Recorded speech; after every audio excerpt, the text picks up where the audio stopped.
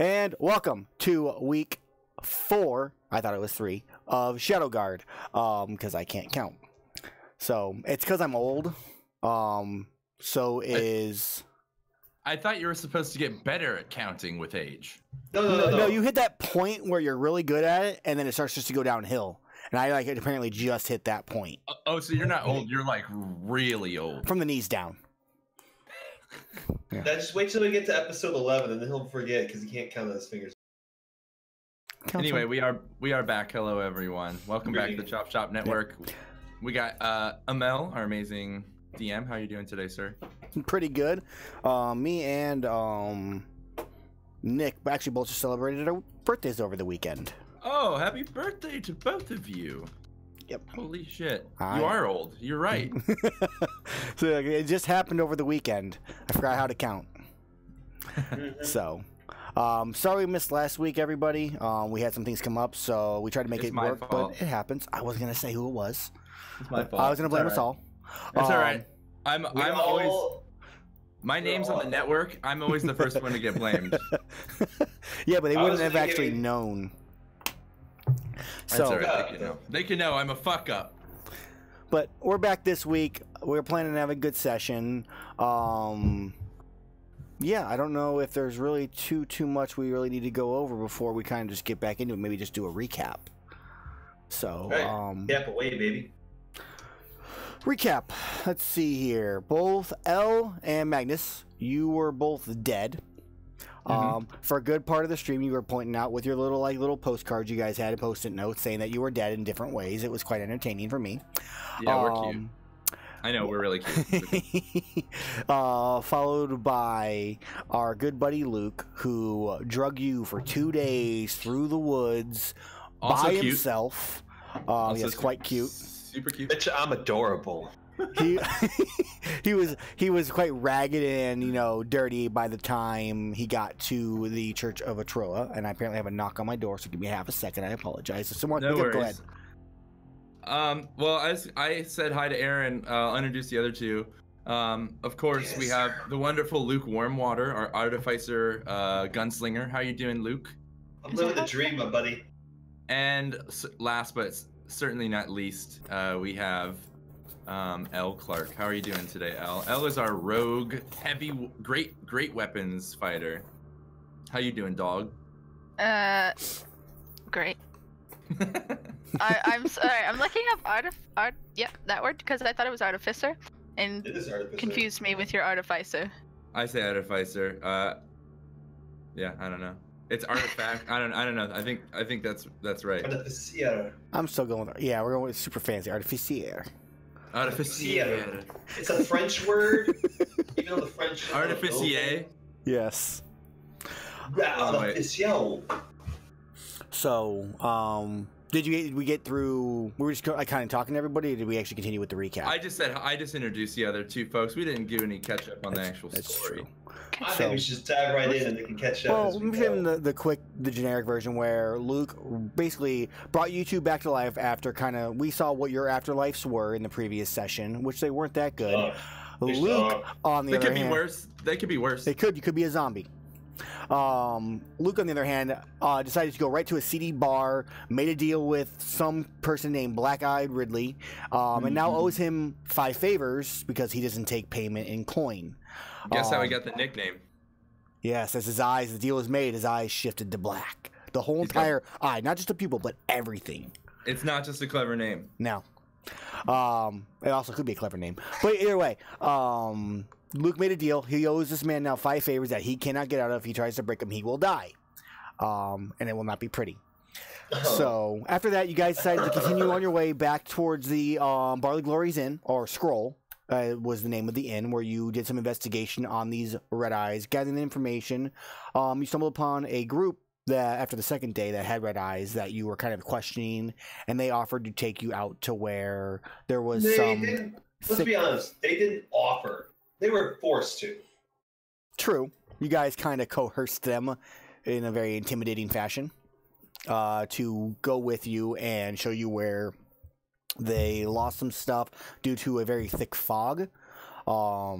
and you were given 3 days by kind of like the few town people that have or travelers that kind of go back and forth before the angry mob riots and kills whoever comes with red eyes. Carl. Carl's their leader. Carl is their leader. So you guys, I believe you were setting off. It was early in the morning, I believe, is how it went. You guys didn't go out at night, so it was the next day. And the person's name, for your guys' information, his name is Chet Glenfellow. The guy we're out with. The guy you're out with, yeah. I'm assuming Magnus would have asked him once we're on the road together. At some point, it would have happened, yeah. I'm done being a prick. Now that they got him with us, I'm more interested in just learning from them. So one more time, his name was Chet Glenfellow. All right. So and got made fun of in school a lot, no doubt. Yes, he did. And you're not really on the road because they took the path through the wilderness to get here, just to kind of save some time, which you guys are conveniently taking away from them. As you travel out about 9 hours outside of the inn to the northwest to see this place. So can you move us accordingly on the map, please? Actually, realistically, you're gonna move 1 square. So give me a second here. Also, can you give me some mood music? Or Yeah. No. Am I not hearing it? Give a second here. We're going back to mute. It turned off. That's right. Sometimes Back my on. shit messes up and then I can't hear the music. I don't know what's going on with it, Yeah. but now I hear it. You should Sounds be good great. now. It's moody as fuck too. Just The like I wanted. moodiest. Okay.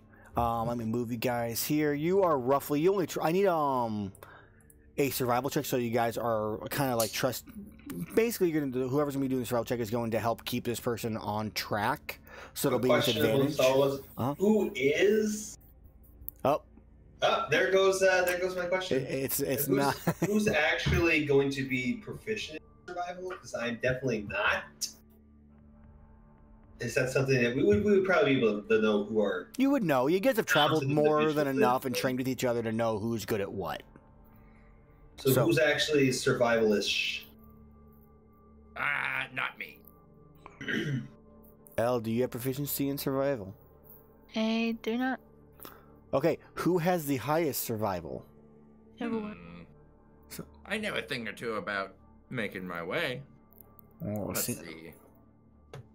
It'll be with advantage. It's more just kind of keeping on track and not getting lost on the way back, helping him retrace his steps. Basically, is what you're doing.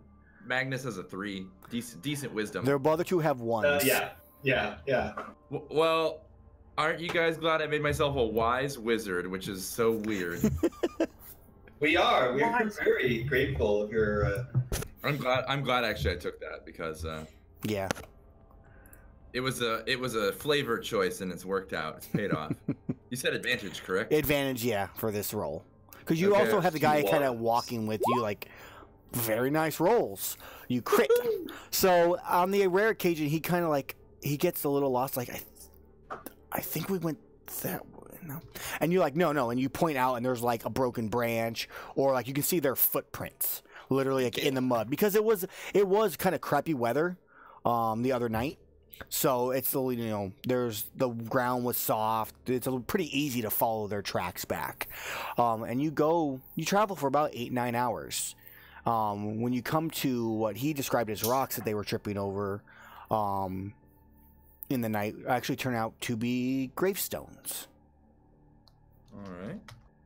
Very So we're shallow, walking- like stones. This is kind of a woodland cemetery, not really. Yeah, like, maybe at some point a long time ago. It looks very old. It's no not, longer fenced. No longer fenced It's no longer off. fenced. There might be like one wooden post that's still like standing up that hasn't been completely overgrown by nature. It is in like an open field, so it's not like you're in a forest, but it's along the plains. Maybe at some point there was a village here way in the past. You're not really sure, but yeah, you find a kind of what looks to be like a gravesite with a good many stones. Okay.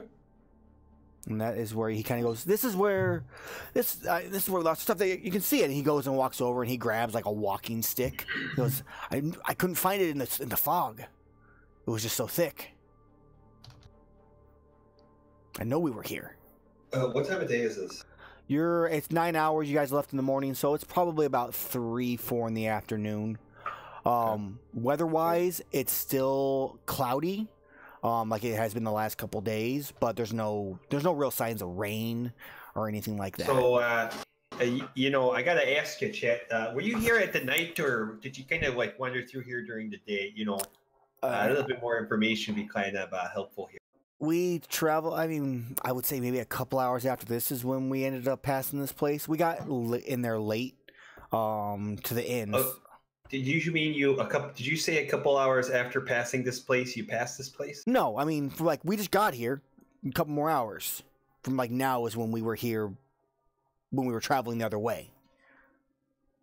Does that make sense? So you didn't actually like stop here during the evening. You kind of just kind of walked through during the day. It was foggy. I mean, I can understand not knowing what's around you in the fog, but you can still kind of tell if it's. I mean, there was some sunlight. I mean, when we got out of it, it was gone. I mean, it seemed to end right as we got through the stones. I mean, I guess they're graves. The fog did you kind of stumble across them, or did you kind of be like? No, we definitely stumbled. And he kind of like lifts up his knee. He's got like a cut on his knee and stuff like that. The pants are ripped there. Did you like kind of fall into something, or like? No, we didn't fall. Interact with somebody, kind of anything of interest that might help us with that. We're trying to be helpul here, and you're kind of like, he goes, giving us a weird answer. He goes, I came here like 2 hours, like from now, roughly ish. Yesterday is when I was around this time when I was here. There was fog. I couldn't see anything. Obviously, it was still some daylight, and I didn't talk to anybody. Why are you being so mad there? You say, am I the only one thinking he's mad? No, you started this. You know what? I tried to help. This is where we were at. Do you need me for anything else? Because if so, I'm just gonna go now. Well, we kind of need to know where you were here, prior to this as well, because you kind of made a cut. This is the first time we've traveled through this. We just know that it's a quicker way to travel through the plains, even though it's a little more dangerous. We could take care of ourselves, and then get the inn, and then travel from there. Where were you prior to being here? Like, is there any we other were in things that were Whiteborough. kind of fishy? You got through Whiteborough and here in 1 day, is what you're telling me. No. We traveled it was 2 days. We kind of hid out in a small clearing. We didn't light a fire or anything like that. We kept quiet. So Magnus is gonna come forward and be like, I mean, don't you believe what we're telling you about your eyes? I mean, I think it might be in your best interest to stay with us until you have this problem solved. Is his eyes still red, by the way? No, actually, that would have been something you guys would have noticed in the morning. The red eyes, after like an hour or two after leaving, were gone. After we left the After tavern. you left the tavern, yeah. As you guys were traveling, they disappeared. In that case, I think I'd be like, you know what? We appreciate your help, but you're just giving us a pain in our asses now. Go on your way. We appreciate everything you've done. Best of luck on your journeys. I wish you... And then I turn to Elle and Luke and say, is this suitable for you? He's already walking away. He doesn't even say goodbye. He's just like, ugh. Oh, have a good one there. Yeah, kind of. As I whisper, Hoser. Hoser. Yeah, he doesn't pay attention. He doesn't say anything. He just starts walking away. You can tell he's just annoyed. He has his walking stick though, which at least is some kind of compensation for traveling all the way back out here. Well, I'm annoyed too, so. Fellers, and of course, Ale, because you're not a feller. But anyway, it's kind of interesting that his eyes kind of, went back to normal there after leaving it. You suppose it's something he kind of came across, and it's just something in the area that kind of made him red when he entered the in the area, like maybe some sort of irritation or magical spell or something like that kind of. I was also thinking that it's a possibility. It's something in the radius of the inn, because that's the only place it's been. So Magnus kind of says, yes, oftentimes the most obvious solution is the correct one. He says, it seems it may be centered around the structure itself or the people that are there. Maybe there's something more that we're not seeing. Well, he did kind of say he stumbled about the area. Maybe the best solution would be kind of to, take a look around here and see if it's just kind of anything we would kind of know. And then maybe see if fog shows up, and it's maybe it's something having to do with the fog there, we just don't want to run into the issue because, they gave you 3 days, so we don't want to show up back there with the red eyes ourselves and not know. They didn't seem to have a clue. And, kind of base that mob's, brutal Magnus, onslaught, Would you give me just a straight intelligence check? Absolutely. I am not scared to use my intellect. You kind of have a thought, but it's like the tip of your it's on the tip of your tongue. But it doesn't come. And then to me. and then it just like you're about to say it, and then you just lose the thought. I think Magnus is sorting through so many thoughts every second that this happens all the time. He's just kind of like, wait, like a light bulb starts to flicker, and then he's like, no, and then he just starts thinking about something else entirely, and like starts going through his book again while we're conversing, flipping through his notes. Okay. You two remember the first tavern we found? It was a facade. Do you think it's a possibility that it's something similar? No, there's no way it could be kind of a facade. I would have thought the same thing there, but why would someone pay us gold to find out why they're, now that you mention it, it is kind of weird that, they're really busy and everything and nobody wants to work there. You think they'd make, that makes no sense to me there. DM, Yes. Remind me, did I cast Detect Magic and group? You Luke did not, ritualed but it last Luke time. did. He did a ritual. You guys saw no like major image illusion on the inn itself. Okay, so he did detect like magical items on some of the patrons and stuff like that. Right, But other than that, nothing that much. you wouldn't see in any other tavern. Correct. He did notice with the eyes when he had the detect magic on, they were like a purplish hue instead of a red. Okay. Mainly because I believe that his color for detect magic is like a bluish aura. So the mixture of the red eyes with the blue ended up being purple. That's So, kind of what I was trying to Magnus get is gonna pipe The up eye. and say and be like, if it was like the other inn, that seemed to be the work of illusory magic, if I'm not mistaken. But Luke, did your Why don't you detect give magic- me an Arcana check a little bit? This is still based off memory, but give me an Arcana check at the same time. You're him. Why don't you also give it to me, Luke? That's fine. And I'm gonna say, Luke, perhaps your detect magic ritual didn't seem to turn anything up of this sense that I can tell. Oh, Jazz. Sorry, You- The point I was trying to get across, the facade thing was also about the eyeballs, not the inn So itself. the eyes are like what's fake, not the Yeah. inn itself. that's kind of a possibility. That's why I kind of thought it was an environmental thing. That's why we tried to backtrack it here, because, you know what? I think I have an idea. You guys need to listen to him for the next 10 minutes. Magnus rolls his eyes and says, "Come on, Elle, let's sit over here." So, with your Arcana check, Magnus, you kind of could tell that the eyes themselves, I mean, you could at least sense it. You might not have been able to see it, but you felt not only like maybe a little bit of illusion, but you felt a little bit of like some kind of necromancy based on, especially off your backstory. You kind of sense a little bit of necromancy magic within that. Well, also, I have this. That doesn't do anything, I guess, for this. Never mind. But either way, you kind of get that sense of like some kind of necromancy was also used in this. Okay. You're not entirely quite exactly sure, but you get the sense that it's not just an illusion. Okay. Maybe it's just there's a little trickle of necromantic magic in Would it. Luke know that as well? Because the detect magic description does say you can divine the school of magic that's used usually. Not particularly for this detect magic. I'll double check. Oh, you don't have a straightforward detect magic spell, do you? It's like detect magic, but it can tell me like the effects of like magical items and what's magical.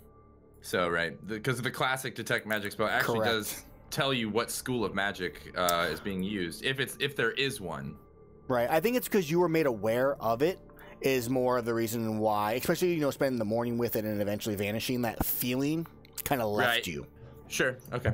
Gotcha. So it's just kind of an overtime thing that took for you to really notice it.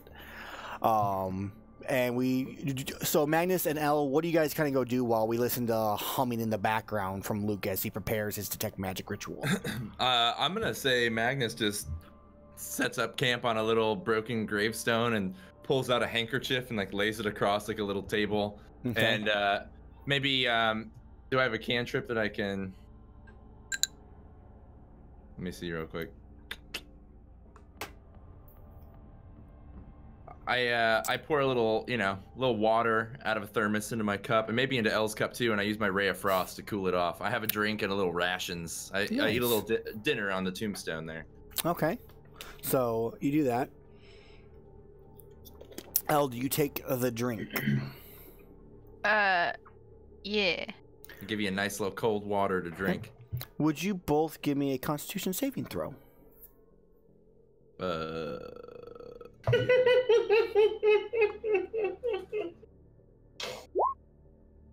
Okay, Elle is 14. Okay, so both of you start to take that drink, and then you start to taste like that, like rusty, like gross, like it's almost like sewer water.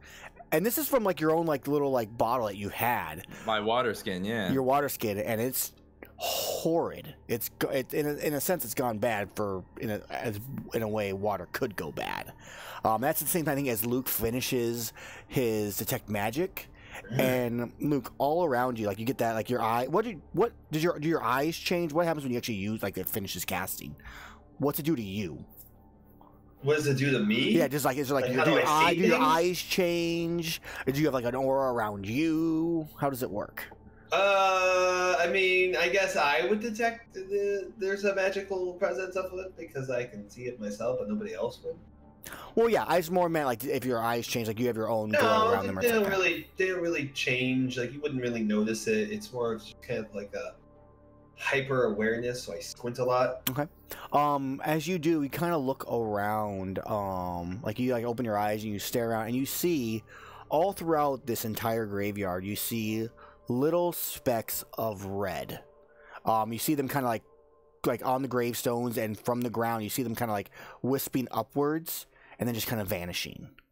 And you see these same things over by Magnus where his like water pouch is set. You watch them as they kind of travel up from the ground. They enter into the water skin he has, and then back up and out, and you get kind of a reddish dark black color to them. Oh, it's very faint.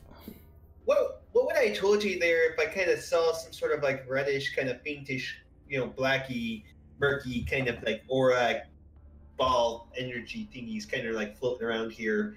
Would that mean anything to you off the top of your head, either of you? Have you ever seen anything like that there before, or am I just going crazy? Can I Arcana? Do you think in your past, have you ever experienced anything like this before? I'll just actually ask you that before we even do a roll, if you want. Has this been something you've encountered that you believe? From what you've described so far, it sounds like the way it went into the water and spoiled the water seems like it might be, necrotic. Mm-hmm. I think if he relayed that fact to me, I think it'd be pretty easy for Magnus to glean that information. I would probably a necromancer, Yeah. So yeah, I guess Magnus would say like, well, I don't know specifically the visual manifestations you're describing, but the fact that it spoiled my water and my water skin makes me think it's the work of the dark arts of necromancy. So, what's the solution here to kind of fix this issue? Because I don't really want to be around here for night if this is going to be the issue. Because we don't know what's going to kind of wander in here. He says, I may be able to, I'm not sure what the cause is, but I am well versed in burial rites. Could try and consecrate the ground. You know what's kind of weird is that normally when I cast Detect Magic, everything kind of comes with a bluish tinge. I wonder why this is more of a reddish and like a darker color. Is that kind of weird to you as well? It's also quite faint. It's not like, you can see it because you can, but it's not like it's not overwhelmingly powerful. Stars, it's quite, yeah, it's like when you see stars, like when your blood's through your eyes, whatever. It's kind of a reddish, kind of like, I got you. Does this seem weird to me? Is this something I can roll? You guys are all studied in some type of you don't just specialize in vampires, but you guys all have some experience with dark arts and other creatures and stuff. To get a better idea of what this might be, go ahead if you want and give me an Arcana check to see if you can really jog that memory. You yourself are not quite sure. Jog You're having a tough time thinking about it. You think this might be caused by like a necromancer or some other like evil like demon or something. And Magnus, you really agree with Luke. I don't get advantage for being a necromancer. There is no advantage roll. It's just one roll. Well, that's what I'm asking if I. It's okay. I think I'll go with L. Do you have proficiency in like history, religion, or arcana? Can I make a claim that because I'm describing things in better detail to him, that he would have advantage because he knows exactly what he's supposed to be thinking of? Yeah, or also another reason I may have advantage is I am proficient in religion and arcana. I'm proficient in history. Which is rare. Proficiency the Checkbox, yes. Okay, I have history. All right, so I think Magnus, I'll let you re-roll. In a sense, we're gonna have Elle assisting you. Oh. And she's kind of recorrecting you on whatever this roll ends up being. So it's really. So she gonna roll or me? You're gonna roll it because she's gonna kind of like hit that point where your mind just thinks of exactly what you meant to think of. No. And you're like, yeah, you have a better idea slightly, but the assist, like what Elle brought up, it's just like it's the same thing that happened before. Like it's in your mind. You have the thought, you start saying it, and then you just kind of lose the idea. You're not entirely sure what is causing this. And at that same time, you guys are kind of chatting. This is when a slight light fog starts to drift in. Does it look bluish?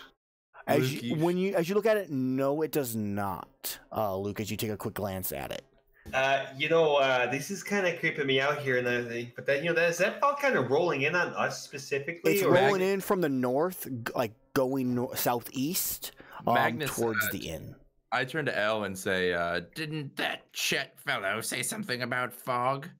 It kind of did, but I don't know if we should actually stay here. As soon as Luke starts saying that, Luke, you start to watch as those wisps that were coming from the ground, that were just kind of disappearing into the air, you start to watch as they start to crawl further and further up through the fog, using it as almost like a conduit to emanate its power. I think actually now's a really good time to leave because you don't want to know what kind of crazy shit's going on now. Those little red things I told you about? That fog seems to be making them bigger and angrier looking. Okay. So, let's go. This seems unwise. I think, let's just leave. Goodbye. So you all start to run. Run is the best term for it. We literally just see like the light fog, and it's like we don't see kind of the scene we see is there's just fog, a wall of fog. There are gravestones up in front, and we just see from the fog you all just burst outwards through it, running as it just slowly is like rolling towards you. Yes. It's terrifying. You just keep going. Can each of you give me a dex? You know what? Let's go with athletics. Hey, I would like to say you're sprinting like no other right now. Just try. Are these tombstones big enough to be considered twice my size? No, these are like tombstones that are like they're not like tall. They're like literally like almost in the ground. I'm gonna fall on my face repeatedly. I just want you to know that. I was gonna say, would burning a silent image help me escape at all? The fog, I mean, as you think about it, you just have the vision of the fog just welling over it and continuing on. Okay, yeah. It's not like they're individual creatures. It's just like a big mass of fog. So. Yes. All right. Well, let me do this athletics check to see how fast my stubby little legs can go. Oh, Jesus. It is a great image, by the way. I was waiting for okay. So we watch as Elle just comes bursting out, just running full speed, and she's just outpacing it with no problem. Elle, you get past like the grave markers, you turn around to look at the other two. They're both like, oh god, oh god. They're just barely outrunning it, and then Luke just hits that one little stone he can't see that's on the tall grass, just face plants as the fog just overwhelms him. As man as you're running, and you're getting like you're going for it, and you look like you're like, I'll remember you. As you run, yes, you just fleek, and then you hit a stone right at the end of the graveyard, and you fall, you face plant just on the opposite side of it, and you watch as the fog hits the end of the graveyard, and it almost hits a barrier as it stops just before it reaches you. So it like kind hits of a wall. it almost hits a wall, and yeah, just kind of floods backwards. I would like to prepare myself. Luke, you get up. You're in hand. You're a little disoriented. You have your weapon in hand. You're in the fog. You can't see anything. You're basically effectively blind. What do you do? Do I hear anything? Eerily? Do I hear anything? It's yes. An eerie silence is still hearing as you something. get up, you hear as Magnus fell over at this point. I don't care about that. When I pull myself back up, can I try and cast a light cantrip into the fog? See if I can see anything inside? No, you'll make me blind. You can only cast on what you can see. So you can put like a rock and like throw it in there. Oh, great idea. Magnus picks up a pebble, casts light in it, and throws it as far as he can into the fog. Do an athletics check as well. No, you throw it as far as you can. That's not really a big deal. Okay. You throw it in, and you get about 10 feet, 15 feet in, and the light just fades out of your view. Luke, you hear a on the ground, somewhere kind of close by to you. Uh-oh. Luke, are you still in the fog? He's still in the fog right now. Hey, you know, Magnus is gonna shout. Where are you guys? You know, I can kind hear of don't him. want to be in here. Magnus shouts, "Come to the sound of my voice." Oh, and I This start going in way. that direction. This way, Luke. All right, you go running. You trip over a few more of the No, gravestones. I ain't running. I'm carefully watching where I'm going. So you're prancing slowly. I don't want to use the word prancing. More like strutting. I'm like. So you're strutting slowly as he comes out of the fog, and you both notice that Luke has red eyes. Let me tell you, you know, it's kind of a scary thing in there. You know, it's what's the word I'm looking for there? You know, it's like pea soup almost. I like turn and look at Elle, and I'm just like, so. Then I look back at Luke, and I just kind of scratch my head, like I don't know what to say. And then after like a long pause, Magnus just goes, "How you feeling, Luke?" You know, that's kind of a dumb question. You know, I kind of face planted down on the ground. How do you think I feel? You know. In your eye area, how are you feeling? It's probably I got a shiner, you know, because I fell face first into some rocks. What? Shining is one way to describe it. I hate to break it to you, but both your eyes are a little red. Well, yeah, you know, I just kind of told you I need to be red. I kind of fell more down than a face little first. red. What do you mean by more than? Am I like bleeding? Is that the what's going on there? You start to rub your eyes. You're one of them now. You idiot! You're one of them. Can't you see? You know, you've gone the way of Chet. You know, I don't know what that means. Hey, I have an idea here. You know, can you just kind of strut in there for a second and then strut out and see if my hypothesis I just created there is kind of true or not? I am not going in there until I'm able to research further. Now hold still. You know, how can you do any research if you're out here and not in there? I pull out my notebook and I just start drawing, like looking at Luke and sketching, and I say, I grab his notebook and throw it 5 feet behind me into the fog. You did not just do that. Oh, you know, you can kind of see it from here if you kind of just walk in there and pick it up, you know. Magnus is gonna walk to the edge of the fog and like take his quarterstaff and like try and like rake the ground in the fog towards himself at the end of the quarterstaff. I mean, I don't think a quarterstaff that you would have would be 5 feet. I'm assuming it's unsuccessful. It would be quite, yeah. I feel like you're like just out of reach of it. Like, so like right on the wall of the fog, like I'm just sitting there holding my staff and I've tried raking it, and like I turn around and like look at Luke. Like, you know, we can tie a rope to you so you don't get lost or. I have a Dungeoneer's pack which has the claw thingies and rope. So you want to try to tie it and then throw it and just pull it out? Yeah. You know, you could just kind of walk it in there and just kind of pick it up and not have this problem, and then you can kind of prove it. The same thing happens supposedly, kind of happened to me, what happened to you there. Which, Luke, as you're saying all of this, Luke, you're just watching as you just watch as these little red, like, tendril, like, ribbons are, like, floating up through this entire, like, fog cloud in front of you. How long has it been since we've been in there? It's been, like, 4 minutes.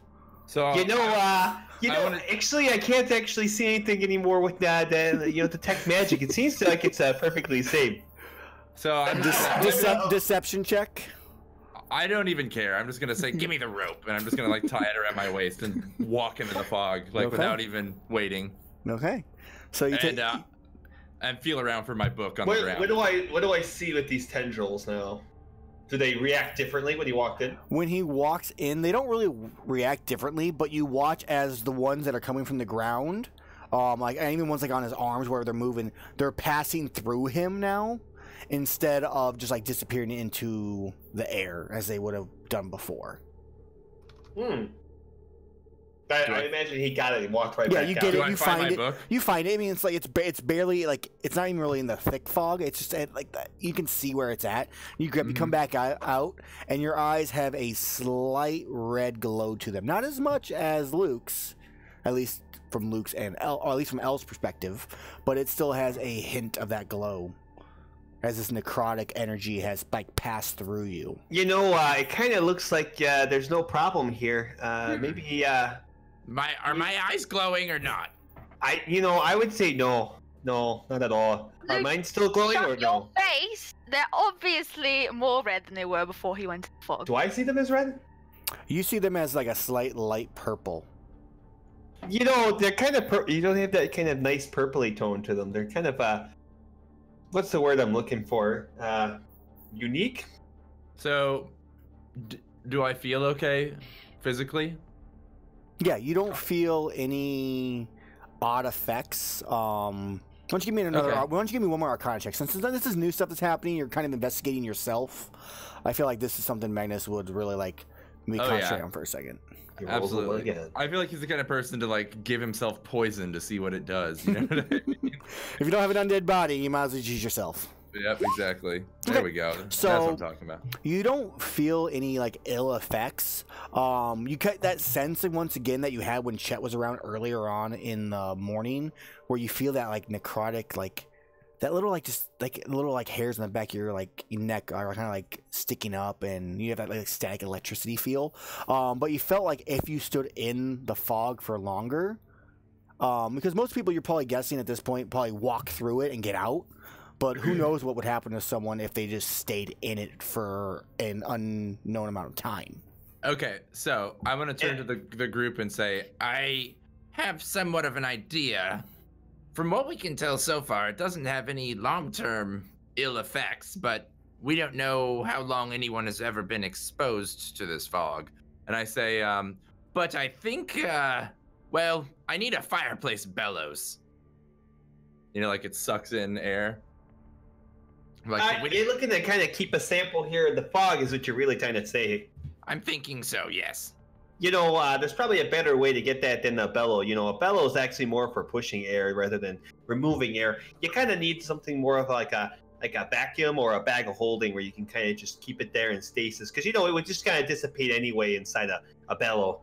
Well, don't you know? Magnus says, well, I only want the bellow so I have a way of filling up, some pickling jars. They should be airtight. What do you think? I think it'd be a longer time to go get one of those than, doing whatnot. Well, I think the only way to convince Coral not to kill people is to give him some red eyes of his own. I don't think he'd actually see it that way, and it's kind of a mistake to try to approach it in such a way. You got any of that delicious beer, that holy beer that they have? Because I'd like to see if this is something we can ward off with some sort of like divine, blessing or whatnot. I'm gonna hand him my skin full of holy beer. Luke's eyes are still red, right? They are still red. I'm gonna say you first, and hand him the wineskin of the holy beer. I drink said wineskin of holy beer. Does it taste fine? You pass it to me. I'm not swallowing. I'm just. Yeah. You take a drink. You don't need to walk in and then we go. Don't need to make a I'm gonna hand it back to him. I'm gonna walk up to the red tendril and be like,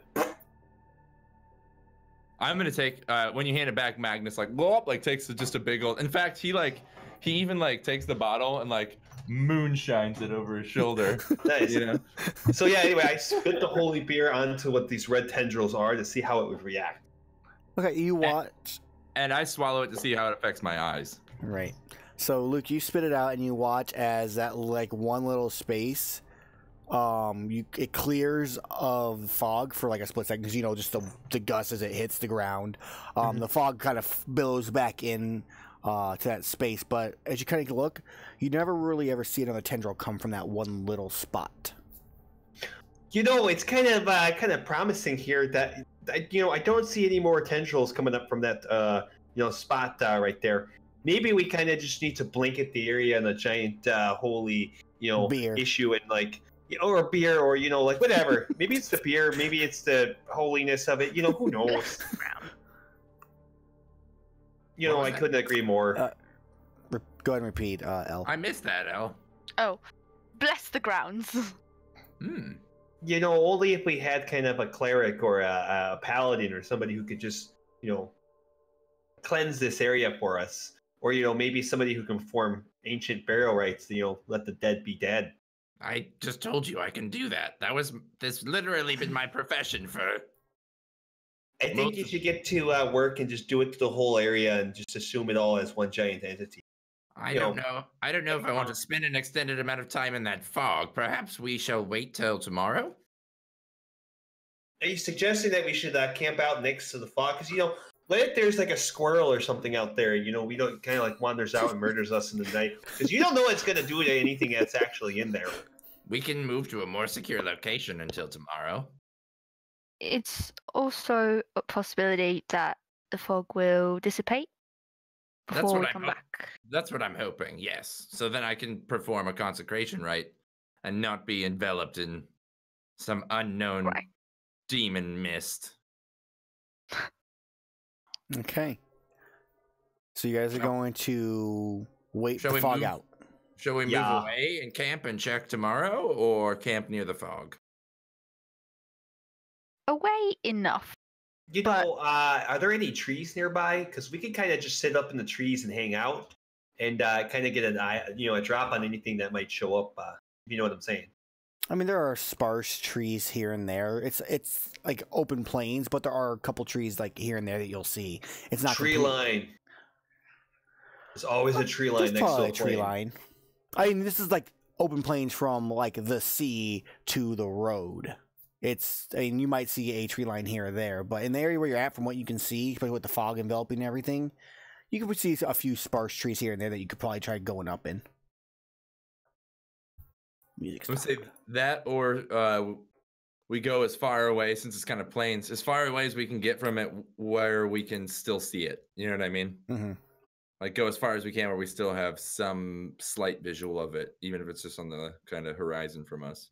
Is there a hill? Yeah, there's plenty of little small hills and stuff like that. It's kind of interesting now that I think about it. Why does the fog kind of just abruptly stop in a giant wall? That why doesn't it kind of creep over? I noticed that too. Well, with your experiments with the holy beer on the ground, that makes me think it does actually have something to do with this particular location. This graveyard, perhaps. Does it end near where the graveyard ends? It does. Basically, where the last headstones that you saw is where the fog stops moving. I'm going to assume I can put two and two together. So yeah. I say that to Luke. I say, it seems to only be this graveyard is desecrated, possibly.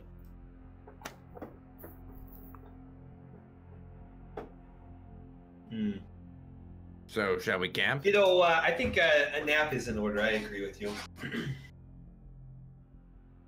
Okay, so we're gonna move as far away as we can, or the closest hillside where we can still get a little bit of a glimpse of the fog wall. Magnus, why don't you give me a survival check to see if you can find the best place to make a safe camp? Okay. Simple, okay, that's good. That's good enough. It's nothing too difficult to find. You find a nice hilltop. You guys don't light a fire at night. You keep watch as it goes. About halfway through the night, the fog does dissipate. I don't know if you want to wait till the morning to do anything, or if the person on watch would wake you up and you would start right away. That depends on who's on watch. I guess since I set up camp, I'll take first watch. Okay. Yeah. So it would be It'd be on second. So it would be Luke who would then watch as the fog dissipates and like basically almost in a sense rolls back and away from this area. I kind of like poke them both at the same time. How's my hair? I mean, you wear a hat, so don't worry about it. Anyway, Elle, you awake? Elle, wake up. I think it's time that we go pay some investigations to what's going on here. Now that the fog has kind of seemingly rolled back. Okay. I wish to go down and take a few measurements and perform a few burial rites on the graves. Okay. Yes. I think you should kind of hold the torch there, Elle. Fine by me. I'm gonna cast also light on the tip of my staff as we walk ahead. Okay. So it's roughly about like 4 a.m. at this point, I would say. How many torches do we have? I have 10. I have 10. Okay. I want to take 2 of my torches. You want one? Oh, you have 2. Okay. Well, I'm gonna take my torches and then like bonk where the fog ended last time and keep them lit. Stake them up. Okay. Wonderful idea. We know where the line is that we need to vacate. Great thinking, Luke. Great thinking. So Magnus, we have never seen you perform a burial rite before. Now, typically, as a mortician's assistant, you would perform burial rites on a single person most of the time. This is an entire graveyard. Right. Have you ever done anything like this before? Is it? Have you read up on what to do in this type of situation, either through the Shadowguard or? But here's what I was thinking. Really, is I want to. So here's what Magnus is going to do. He's going to read through some gravestones. Okay. And the ones nearest the barrier where the torches are, wherever I get to the first real cluster of gravestones. I want to read through a couple of the names if I can still read any of the stones. And because the way I'm kind of imagining it, a lot of it depends on your race and your religion, what kind of consecration rites you should have. Right. So I want to see if I can recognize any clearly halfling family names or gnome family names. Okay. Since those are communities I'm part of. And if I do, I want to do just burial rites on 1 or 2 of the graves, for any of the names I recognize near the edge here. Now, the other thing I want to do, I want to scoop up a big sample of soil and fill, maybe a cloth with it, fold it over into a handkerchief or in a jar. Okay. I want to take a nice hefty 1 pound of soil with me. And really, I think, where Magnus shines, he's not a sage, he doesn't have researcher, but I am a wizard. So I think maybe we should leave and go do research elsewhere. Okay. That makes sense. I don't know, but I'm going to turn to the rest of the party and say, well, that's all I think I can do for now. Maybe we should wait near the edge of the fog and see if the burial rites have made any effect as to how far the border moves. Okay. So go ahead, Al. No, go. The last time the fog came in, we were in the graveyard. So it's a possibility that being outside the graveyard doesn't summon the fog. It's possible. I mean, I suppose we could wait at the edge and see. If it never comes, then the next day we can try staying inside until the fog arrives. I just want to see if the burial rites had any effect. I think that there are probably 1 or 2 as you go through. It might not be right on the edge, but there's a couple you could kind of make out what their names are and assume that they were. Do you want me to do a history check or anything to see? I think you honestly would know some of the names. You might, unless you're trying to find a specific name you're looking for. Nah, just something clearly recognizable as a halfling name. There are definitely some the older names that are commonly used through a lot of the halflings and gnomes. You find 1 or 2 of them. You don't find a lot through this whole graveyard. Now any munches or crumbs around? No. You do happen to, maybe you yourself spy, but you notice one that looks like it could be warm water, but you're not entirely sure. Okay. I'm not going to say anything because I want to get Luke in a twist. Right. So I'm just curious what these burial rites look like. Like, so for the most part, for gnomes and halflings too, and it's similar for every religion and race, but each one, especially depending on the religion, I think they might has a different herb or aromatic that needs to be involved. Okay. So a lot of times it's lighting a bundle of sage, certain incense. I'm assuming also making like a runic circle, a spell circle of salt, to kind of seal things in. Yeah. Okay.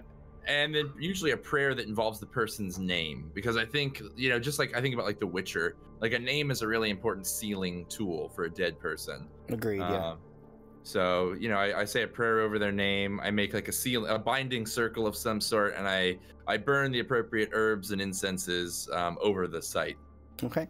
So as you're doing this, Luke, your detect magic, you finally finish casting it. I mean, it takes Magnus for the few he does. It probably takes you a half hour.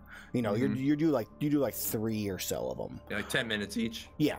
Where Luke, you after the first one finishes, would you give me a perception check? Absolutely. I want to see if you notice something or not. Notice it, Luke. Notice it. Nope. For the most part, for you, Luke, everything looks exactly the same as it did before the fog came in. You still see the little tendrils that are coming through and disappearing in the air, but nothing seems to have changed, at least from what you can see. Elle, what are you doing to this like half-hour time? Are you like watching Magnus and learning from him? Are you going to do your own little investigation? What are you doing? I think I'd be intrigued by burial rites. Okay. So you kind of spend your time with Magnus and like learning about the burial rites and stuff like that. I like it. Okay. So you go by, that happens. The fog does not return during that time, even as you're inside of because a few of them you have to step inside to perform it. There's no new fog that comes in. The weather starts to clear up around you as morning Are we comes. actually like deep inside, or No, are we like you're like a couple gravestones in at the most. All right. I want to go back to where I was originally when they're ready. So, I want to wander a little deeper in. As long as I got my soil sample in the jar, yeah, I'm good. And after I fill the jar up with the soil, I want to turn to the other two and say, I would like to purchase a seed for, I don't know, a tomato plant or a bean and plant it in this soil as a test. But we can do that later. If you're gonna do that, you should kind of get multiple samples of soil there, because you need a larger sample size, other than just one. Oh, I agree. We'll test it against a control sample from a known field that grows the same vegetable. How big is the graveyard? Maybe you walk around it, at least the gravestones that you can see, and it is a solid 30 by 50 square feet. That makes not square feet, but 30 by 50. Pretty big. It's a pretty big graveyard. Maybe we should put up some signs that say keep out there, and then maybe that'll solve the red eye problem and we don't have to actually do anything.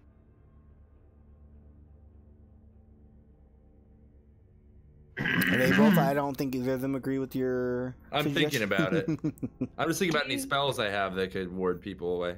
All you have to do is just, that's all you just got to do is just got to make it sound like they're going to die. People are, curious when you leave kind of an ambiguous thing, but just say, enter and Tarask, sleeping. Nobody's in their right mind is going to show up to that shit. Elle, what were you going to suggest? I was just going to say that nobody listens to those. You tell them to do something, they do the opposite. That's definitely not going to work. I think maybe we should just, tell them to eat the dirt. It's not foolproof, that's for sure. No, and I definitely think we have a flashback of Elle in many different houses where it says "Do not enter," and you just watch her look around and just open the door and push enter. the door open. I think that's what we see. We have a little flashback of Elle doing that multiple times. It's like a memory of a foster parent or a parent being like, "Don't go in my drawers," and it's her as a little kid taking money out of a drawer. But I think this place does warrant a little bit more investigation before we, go back and do some samples or whatever. Because we only have another Oh, I will 2 days at most there. have made mention. My plant experiment is aside from the mission. Sorry, go ahead. Well, and just Magnus, I forgot to mention, but when you drank the holy beer, your eyes, the glow did fade. Got better, yeah. Yes, it disappeared completely. So I want to suggest too. Wait, do I still have red eyes? You didn't drink it. You spit it out. No, but do I still have it? Yes. So after we realize that, I'm gonna say this is a fairly important discovery. Maybe with enough holy water, we could consecrate the whole place, make a fine mist of sorts, spray it around. I would just had a thought there. Why don't we light a fire next time it shows up and just kind of like sprinkle it on it so it goes into vapor form there, and we can actually combat that fog with our own holy mist of delicious beer. It's possible. It was Paula who made it for us, right? Paula made that, yes. Yeah. I want to say to Luke, can't you, with your mechanical shenanigans, rig up some sort of steamer type device? I think with a pot and a kettle, I can get anything done here. If we have the right necessary, utensils. But something, yes, for a larger area, of course. Oh yeah, of course. I could probably figure out and jury rig, something. I'm imagining one of those like bug insect repellent guns with like a big tank on the front. And it's like like what you'd spray a fairy with to kill a fairy. Yeah, I could probably create something out there.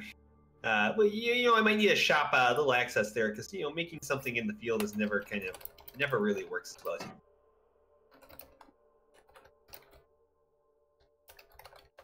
Okay. But yeah, I do think we should take a quick look at everything before we go back, investigate a little bit further. All right. Okay. I'm ready. May I begin to investigate the rest of the graveyard? Sure. Why don't you just give me an investigation check? Can I please roll decently? My God. Yeah, you guys have been doing horrible on these. So you do have your detect magic on during this. Would that give me an advantage? This time? I would say yeah. I'm okay with that. Yes. You took your time with it, and having that will give you some kind of more insight to what's going on. And as you travel more towards the center of this graveyard, you will see more and more of those tendrils floating upwards, like closer proximity, more concentrated.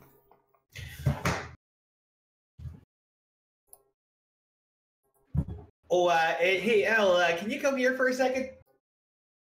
Sure. So, you're kind of a stealthy individual. You're very good at, walking about all quietly and, any chance I can get you to, wander a little farther ahead of me there kind of quietly and just kind of take a look at anything that seems weird, because I kind of have this idea that there's something living here that's kind of causing all these problems. And I need somebody who's pretty good at walking quietly, to kind of poke around for me. Can I use insight? Sure. Go ahead. Well, insight would give you the feelings of someone, and not necessarily. Investigation is really more of the feel for trying to figure out what's going on. As he pulls you closer to this. Actually, why don't you give me a history check first? Okay. You can have an advantage on your investigation, and I'll tell you kind of what happens with what you notice. Okay. She's killing it today. So, Elle, as you move in closer, you start to get a horrible, chill down your spine. It is something you have heard, and some of the signs that you notice start to make you very wary. You've seen these signs before, but only in one that's been destroyed. And then the fog kind of clicks in your mind, and you realize what's most likely hidden down below this graveyard. You recognize it as as a resting place of a Mula. Yes, as basically the vampire that you specialize in. Quite terrifying, quite powerful, and not something that you can kill.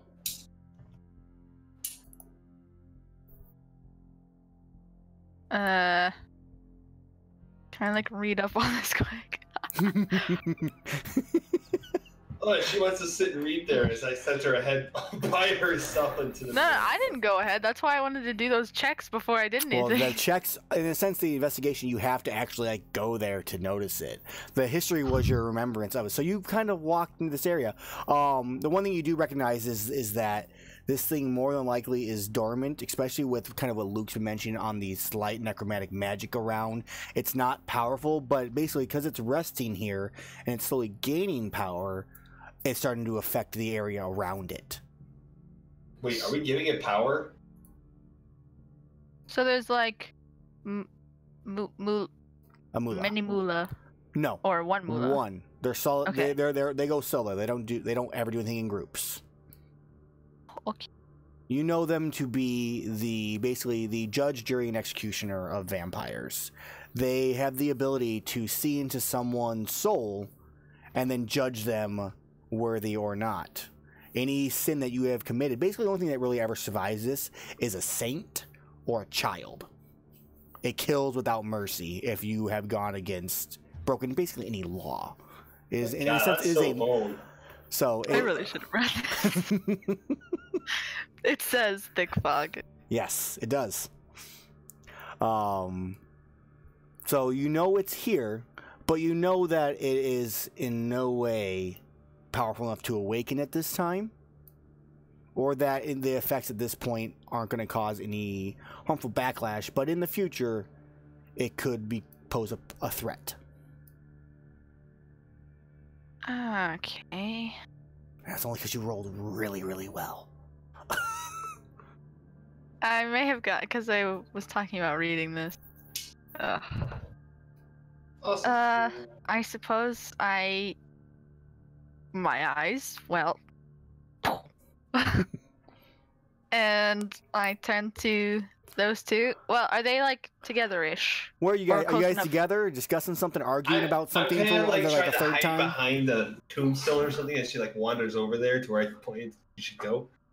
Just I think Magnus is also probably nearby, like a little bit further behind Luke, but like poking out behind a tombstone as she like goes deeper into the graveyard. hiding.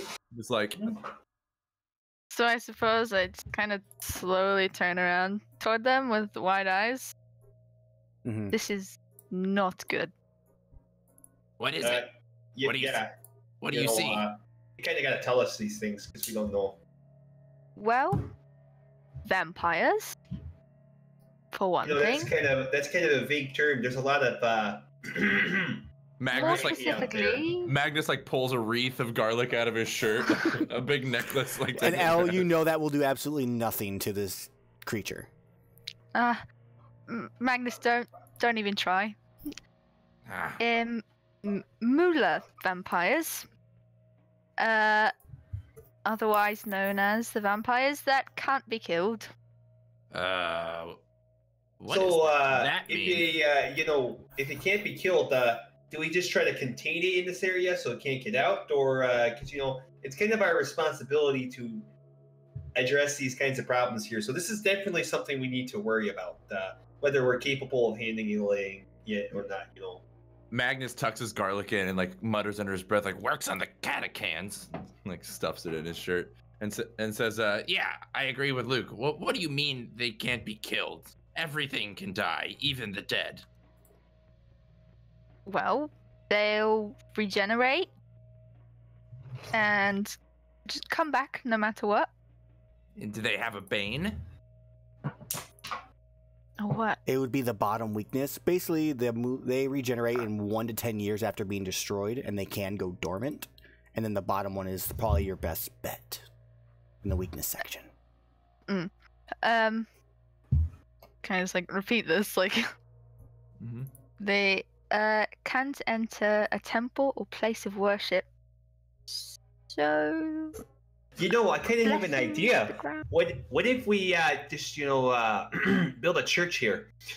Be a church for anything, church of whomever, just so it's kind of stuck underneath, so it can't get out. Unless, of course, it can actually dig it, which kind of bone. But that's not really the point that we care about. Al, you think doing that at least might slow its regeneration and give you more time to find a easier way, or at least at least become strong enough to defeat it as a group in the future? Is like a shrine doable? Instead of building like an entire church. You can make a garden and have a garden of that for like elves. Sometimes they like to worship in large gardens. So if we kind of like make it a garden kind of an idea, we can solve this problem pretty lickety split there. As long as everybody's on page, to kind of. Well, we need somebody to bless the grounds, of course. Which none of you can, in a sense, bless. Like, you need a proper like priest or to do that. So you'll need to find somebody. What about that one feller out there by the the guy who was gardening? That weirdo guy that kind of brought you all back from it was a guy. Okay, vacation. So his name. You think we can kind of Jens Middelarm? Yeah. You think we can kind of convince him to come out here and make a garden or whatever, and consider it holy ground or whatnot to kind of slow this whatever the thing she said it was, the moolah, or whatever. You think we could get them to do that, and that would solve all of everyone's problems, and we get that money from before? Sounds like a plan to me. I mean, he seemed like a well enough man. You think he would be really upset if we told him what was actually going on, or should we kind of like not be completely honest with him? I'm sure if we tell him it's dangerous, that he'll agree. He seems Wait, do I know him? He is a worshiper of Atroa, which is the goddess of life. More than likely, he would be. You guys would assume that he would be more than likely willing to assist in preventing this creature from walking the earth once again. Well, especially since it's so close to his hometown. It is quite close. More than likely, he would either venture to his village first and slaughter everybody, or head to East Hollow and then pray to go towards him. Yeah. So let's double time it there, so we can actually begin this process, because this is something that requires our attention, like right. And then we can double back and solve the problem with the idiots over there who, Kevin and whatnot, for whatever. Okay. Kevin? You mean Carl? Carl. Whatever, some K name, who gives a shit. He's a hoser. He's an idiot. Well, that's not very nice talk. Well, whatever, who cares? So let's go ahead and get walking as I start walking towards the path. It's early morning. You guys are roughly, I believe, a day out. Let me take a look here. Here we are. Eleanor was an elf, right? Eleanor was an elf, correct. At least, okay. Yeah, and even when she shifted form, she still had the elvish look to her. Probably in her original life, she was an elf. Nancy the elf. Man, God, she might just kill you guys if you ever just find her and call her Nancy. Hey, Nancy, what's going on there, you hoser? So, it is a day travel to Valden. Okay. So you guys are just gonna head there. So by the time you get back to the inn, it's already been a day. And it'll be roughly about a day and a half to get back, I believe. Can we get there faster by taking a level exhaustion on the way back? If you guys don't rest, yeah. To get to the inn? If you guys didn't rest at all, because that gives you an extra 8 hours, you probably can make it there within a day instead of a day and a half, roughly. Do you guys want to do that? Yeah. So you'd be making it right on the end of the third day. Before we go, should we maybe rope it off, like Elle was saying? Don't bother. Or like you were saying, just to make sure no one in the meantime gets killed by the mob, or? hey, we're gonna get back there and let them know what's really going on, and they'll all be willing to help us and that priest fix this problem. But what if in the next 24 hours someone wanders through there and then stops off at Barley Glory? Sucks to be them. Okay. Okay. L? I lied. You lied. We both lied. What did I lie at? They don't. They can be dead. Oh. Well, I lied apparently. It's at the end of the first paragraph. What do we have to do? It's true, actually. While we're traveling. That actually is true. Al, what do we have to do? Well, we have to dig up the graves to find this. Is it like it's like a human-sized thing? It's a very. It would be a very tall human, but yes. Oh, okay. So we could like recognize it out of all the bodies in the graveyard. Oh, El, let me stop you here. If it wakes up during the time that you're, messing around with its body or whatever, that would not be a very good thing. Would you say that'd be true? I agree. That would not be good. But we have to solve this, and if that's the only way. No. So to prevent, to prevent it from turning in the first place. Turning in the first place, yes. You have to dig up its grave and. Yes. Because in the world of are supposed to be raised from the grave of a killer or particularly bloodthirsty soldiers, the only way to prevent this is to behead the body in its grave, fill its mouth with salt and garlic, and drive a silver stake through its heart, which it's already is one. But once we kill it again, that's how we'll have to bury it, right? And you could destroy its entire body; it would still regenerate. It's just one of those creatures. We'll just send it on a boat out in the middle of nowhere. In a sense of horrible vampires, it is terrifying in the idea that it considers itself the judge, jury, and executioner. But it doesn't necessarily go out of its way. I mean, in a sense, close by towns, but it's not going to travel through the entire countryside and murder everybody. It's going if someone happens upon it after it maybe wipes out a town.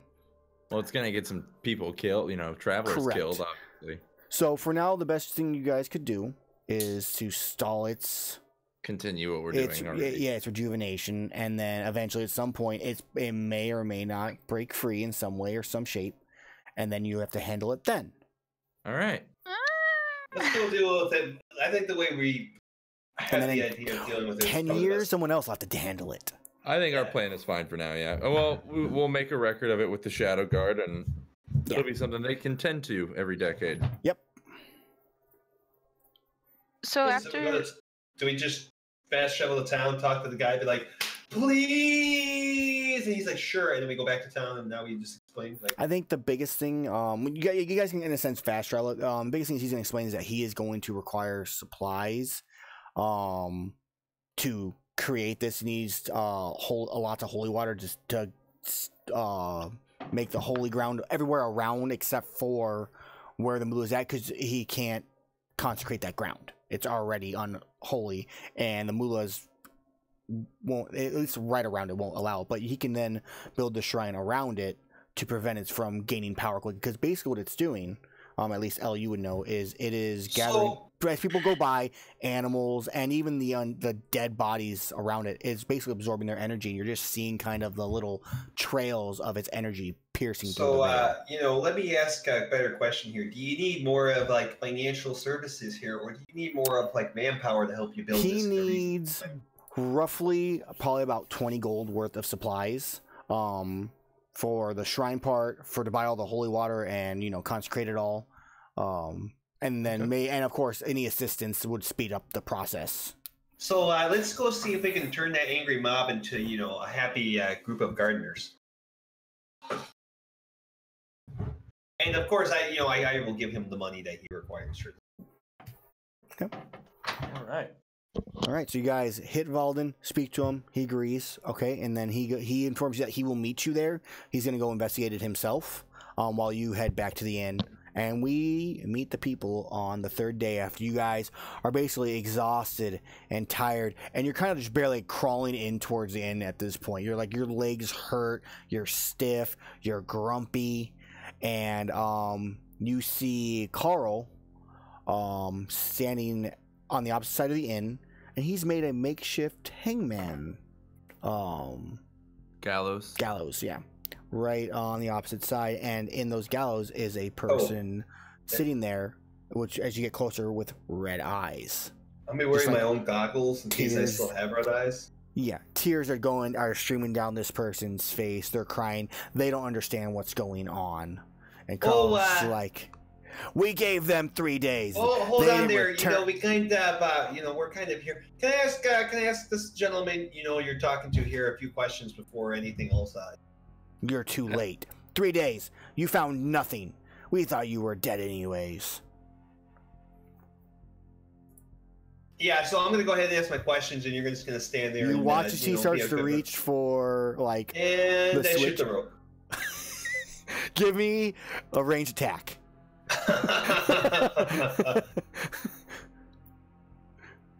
All right, it's a 10. Let's see here. AC of 10. Do I make it? Yes, you do. Yeah. So yeah, this loud. He's like reaching for it, and he shakes and turns as we just see the bullet whiz by, splitting the rope as the guy kind of like collapses onto his knees. As it's no longer like pulling at his neck. And everybody's kind of like, most people scatter and run from the sound of the gun. Carl's just looking like wander up to him. You let him go. The guy was on his knees. I'm not talking to you there. I kind of gave you the option to listen to me, and you didn't. Intimidation. So anyway, I'm not trying to intimidate him, am I? Because it's either intimidate. He's kind of like gonna either act out against you, depending on how afraid he is from the gunshot. Was that more of a deception? No, because you're not lying to him. Yeah, what'd you deceive him about? I gave him an opportunity to do it my way. I want to see how the irate Carl is going to act when you're like, all right, 10. And you just hear him go, "Now hold on just 1 minute. He's got red eyes. He needs to die. If you want to be by your hands, it's fine with me." You know what? No. Carl, why is your eyes kind of red? My eyes are not red. No. Everybody, they're clearly are my red. eyes red? Magnus, is he? He's got red eyes. You can clearly see that this man has been possessed by something, right? When he says my name, I'm like walking over to the fellow that was gonna be hanged, and I'm handing, like, when you say my name, I'm literally like handing him the beer skin, and like turn to look. I'm like, 1 second, drink this, and I give it to the guy and say, just drink it. He has his hands tied behind his back. He get like, and he opens his mouth for you to pour it in, and he drinks it. He's a little leathery, and then slowly the red eyes slowly start to fade away. And he goes, Carl kind of looks and goes, "Well, maybe you are good for something." I turn back to Carl and I say, this isn't the final solution. There's more we have to do to fix this problem, but if you're invested, you have to help. While they're having this conversation, Who we killing? Hey, can I ask you a question here, feller? Have you ever been to the field recently? Field of Graves, kind of north of here. Yeah, I traveled through it. It's a quicker way to the inn. Yes. I got in this morning and they just attacked me. I didn't even get into the inn. Right. Don't go to that field there again. Okay. Thank you. You saved my life. It was the Shadowguard's pleasure. I'm smacking his hand away. He starts to reach and then smacking it. He kind of looks at Elle, looks at Luke. I guess I'm gonna listen to the lady. And he kind of gets up. He looks at you and he goes, "I don't know what you did or why this happened, but thank you." And he like scurries off to go grab his things and like leave as soon as he can. Okay, so I want to turn to Carl and I want to say, we're not killing anybody. Yes. That's not this kind of mission. That's no fun. Oh, sure, it's not any fun, but you're the one who's complaining. So if you want it to come to an end, you can come help. It's for the interest of the scroll, and for all the nearby cities. He kind of thinks for a minute. Well, what do I got to do? I like look up at him and smile a little bit, and I say, did your mama ever plant a garden? What are you talking about, my mama? Did your mama ever plant a garden, boy? She never put you to work in the garden before?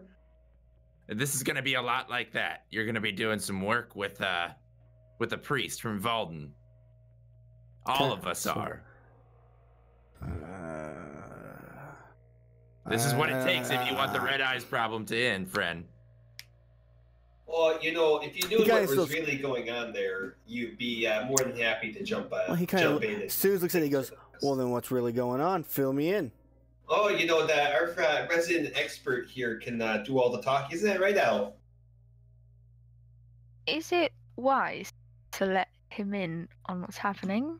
Well, you know, I sure think it is. Right as everyone else, right? Are you sure you can handle it? It's a little... I can handle anything. Are you aware of vampires being about? Who isn't aware of vampires? They're everywhere. Have you heard of Moolah vampires? No idea what that is. It's a very, very bad kind of vampire. I'm pretty sure they're all kind of bad. This one's worse than most. It comes to life, it regenerates, no matter how you kill it. Every, what is it, 1 to 10? Yeah. 1 to 10 years.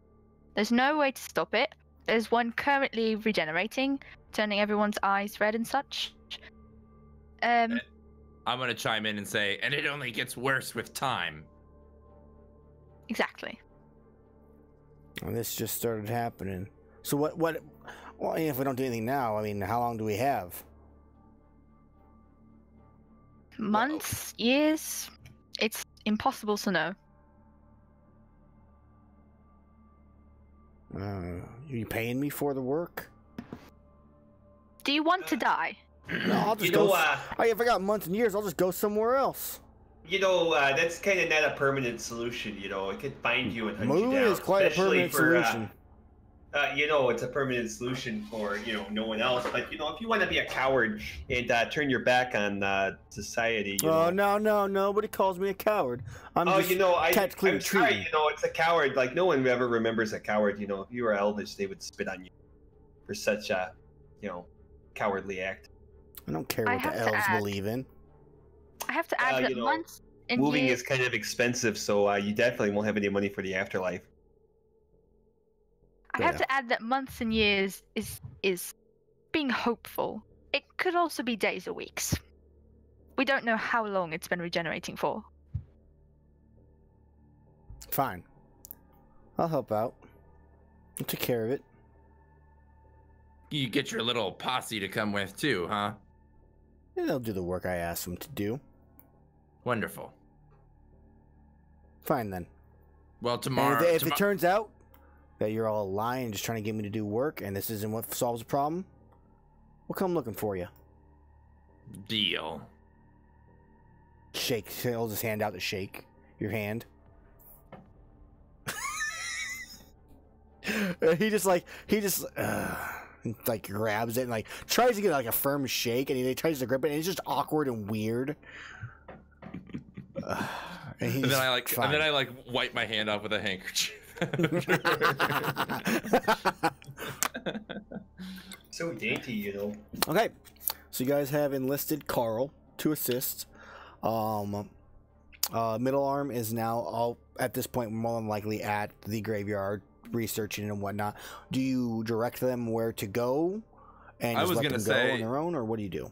The next day, why don't we just tell Carl to meet us outside of Barley Glories and just lead him there, and on the way, because we're gonna go back to Whiteborough anyway after this, right? Yeah. So let's lead him back. We'll just say like, meet me here tomorrow at dawn with your posse, and we'll take you and introduce you to Middle Arm. Side note question: do we actually collect our payment after explaining what was going on? I'm assuming you're going to go into the innkeeper, and he sees you guys come and goes, "Oh, I see you're back up."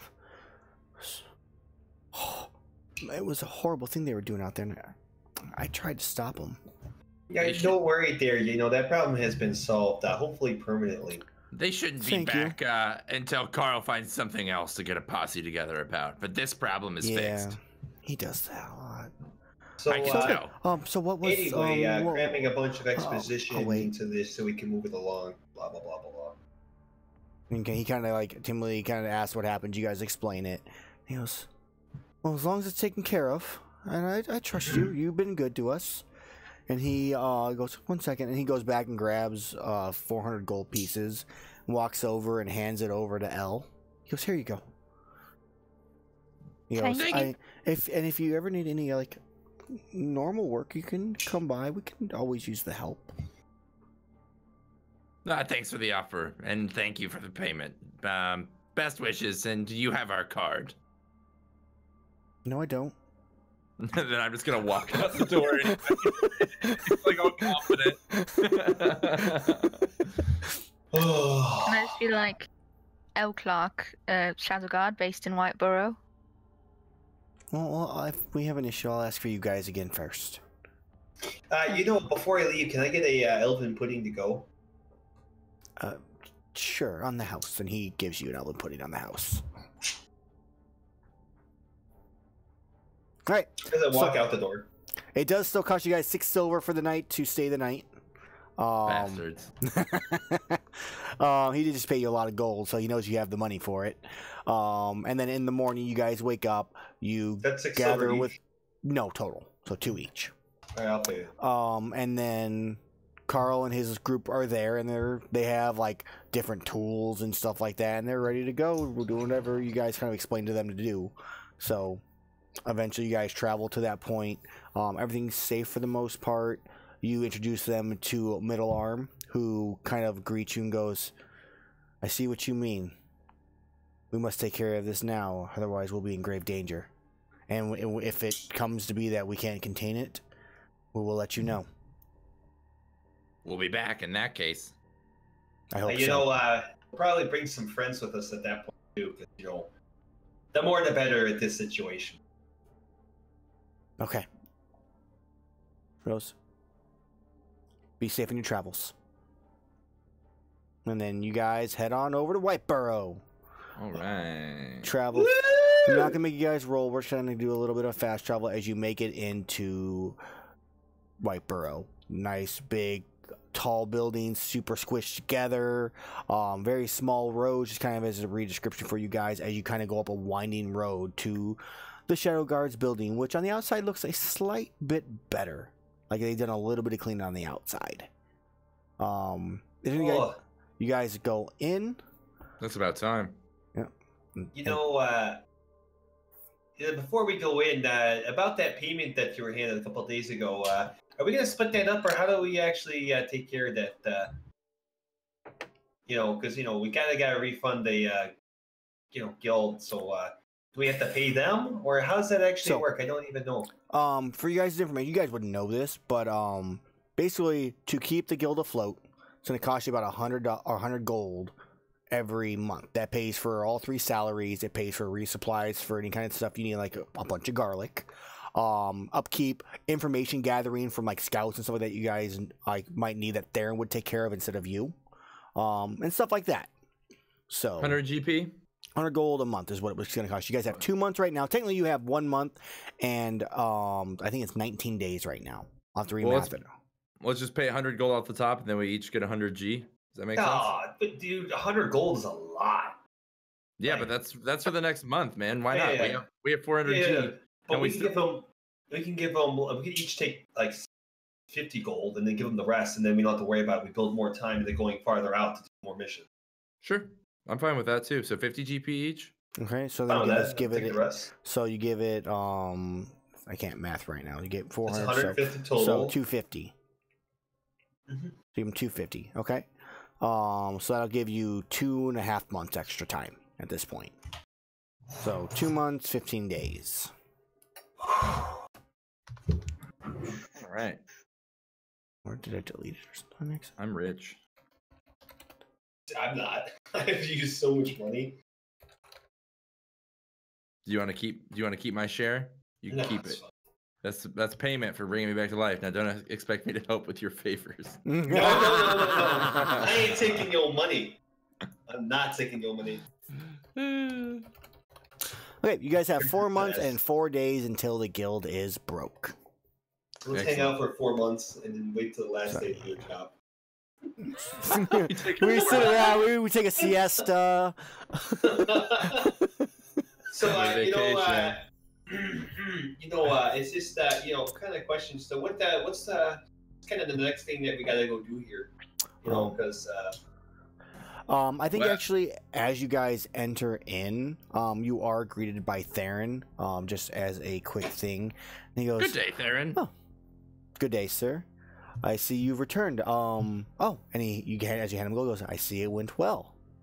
That is good news. I mean, no issues. It's kind of good news and it kind of not good news at the same time. It's something we were able to solve in the short term. The long term, it could be kind of bad. Okay. And I'm assuming you guys fill him in on what's kind of happening. Oh yes, and we make a request to get additional resources from the guild hall, like the main. I will put that area. request in, and I will make note here so that we keep an eye on that area. In addition to that, I forgot to mention with everything, you just joined everything, but we have a person who's been down in the jail cells for about 3 weeks now. And he is a little crazy. He's not right in the head. He thinks he's a vampire hunter, but he's not. Maybe you should just meet him. But might be worth and determine if he needs to be let go or keep him in there for longer. Was he here when we first came here? And he was. They kind of with ooh excitement. And you guys are back, and they kind of forgot about him because he was like quiet at that point. But you guys have been gone. It's been 2 weeks, and he I heard new people. What's going on? Am I gonna get let go? You guys have been gone for not 2 weeks. You guys have been gone for actually like a week, right? You guys have been gone for like almost 10 days. Yeah. Because you had to travel. You went there and traveled back. Yes. So 10 days technically. No, like yeah, keeping him for that long is not too big of a deal for us. But I figure with you being now our leaders, it'd be your decision whether we keep him here or release him. May I ask, how did he land himself there in the first place? Actually, the guards brought him to us. Something about vanquishing all the vampires with the knowledge that he learned, and he was assaulting women. You have to ask him yourself. It was interesting, the theory. This could be kind of a good research opportunity if you think about it, Magnus. Especially if he can get you to tell you where he found out all the information he learned. Well, I don't often study illnesses of the mind, but I'd be interested to see. It's more of the nature of where he got the information. It could be a valuable resource to us in the future to, Agreed, or it could be fiddle-faddle. Yeah, but that's your problem. I'm gonna go get some coffee. Do you not wish to join us? We're going to go see how things are going with this prisoner. No, I think you're capable. I would just kind of probably get mad at him and yell up, random things. So I'm just gonna abstain this time. Okay. Then my character goes upstairs and makes coffee. Okay, you go upstairs and make some coffee. Coffee. For the sake of me drinking many much waters, I think Magnus is perfectly capable of handling this. Okay. All right. Sorry, we dumped it on you. So, before I go in there, I want to take some time to rest and prepare some different spells. Oops, didn't mean to drop that in there. No Namely, preparing Disguise Self. Okay.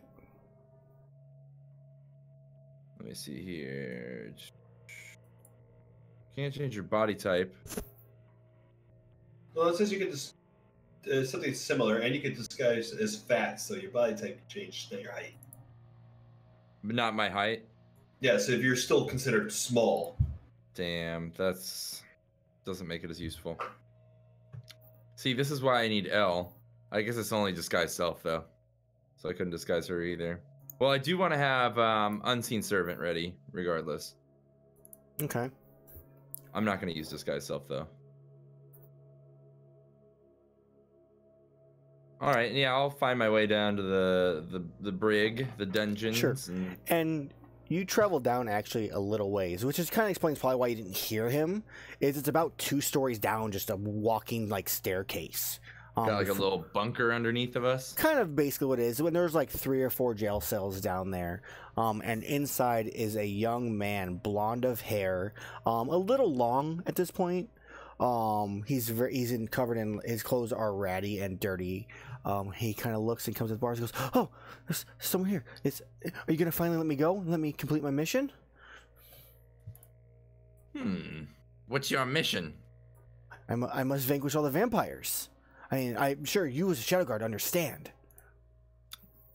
Well, I do approve of vanquishing vampires. Now, tell me, who gave you this mission? No one gave me this. I took this on myself. I am a man of honor, and I do my deed with. I do it because I must, and I understand that some don't understand that that's the reason why I do it. But I mean, every maiden, it must be done to every maiden. Every maiden? What do you mean? As you know, vampires can only feed off the blood of virgins. So I have taken it upon myself to deflower every woman in this country to starve them out. Magnus kind of like scratches his chin and thinks for a second, says, and like uncertain, kind of sarcastically says, "How noble of you." Thank you. That's what I've been trying to tell them. What?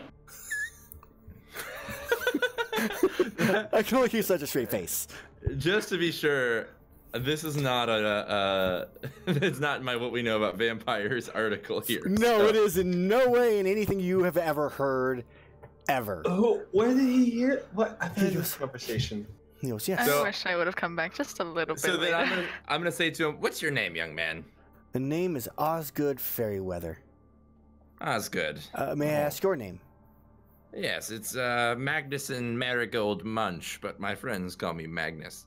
Well, Magnus, if you would, would you please let me out? I must continue my work. Well, let me ask you a few more questions. Where is it that you hail from, young man? I actually hail from East Hollow, just not far from here. I see. Mm-hmm. Well, why was it that the gods brought you to us? Tell me this. Well, I was trying to explain to one of the ladies that explained the situation and what needed to be done, and she was protesting, and I was trying to explain to the guards as they came up, thinking that I was trying to assault her, which I wasn't. Just trying to explain to her that if we're going to starve out these vampires and take back our country, this is what we must do. Huh. We have no choice. I mean, and I'm not being picky. I mean, the beautiful ones, the ugly ones, the fat ones, any of them, whichever needed, I am there for them. I'm here to protect them. But Magnus of course, I don't take it unless they understand first, though.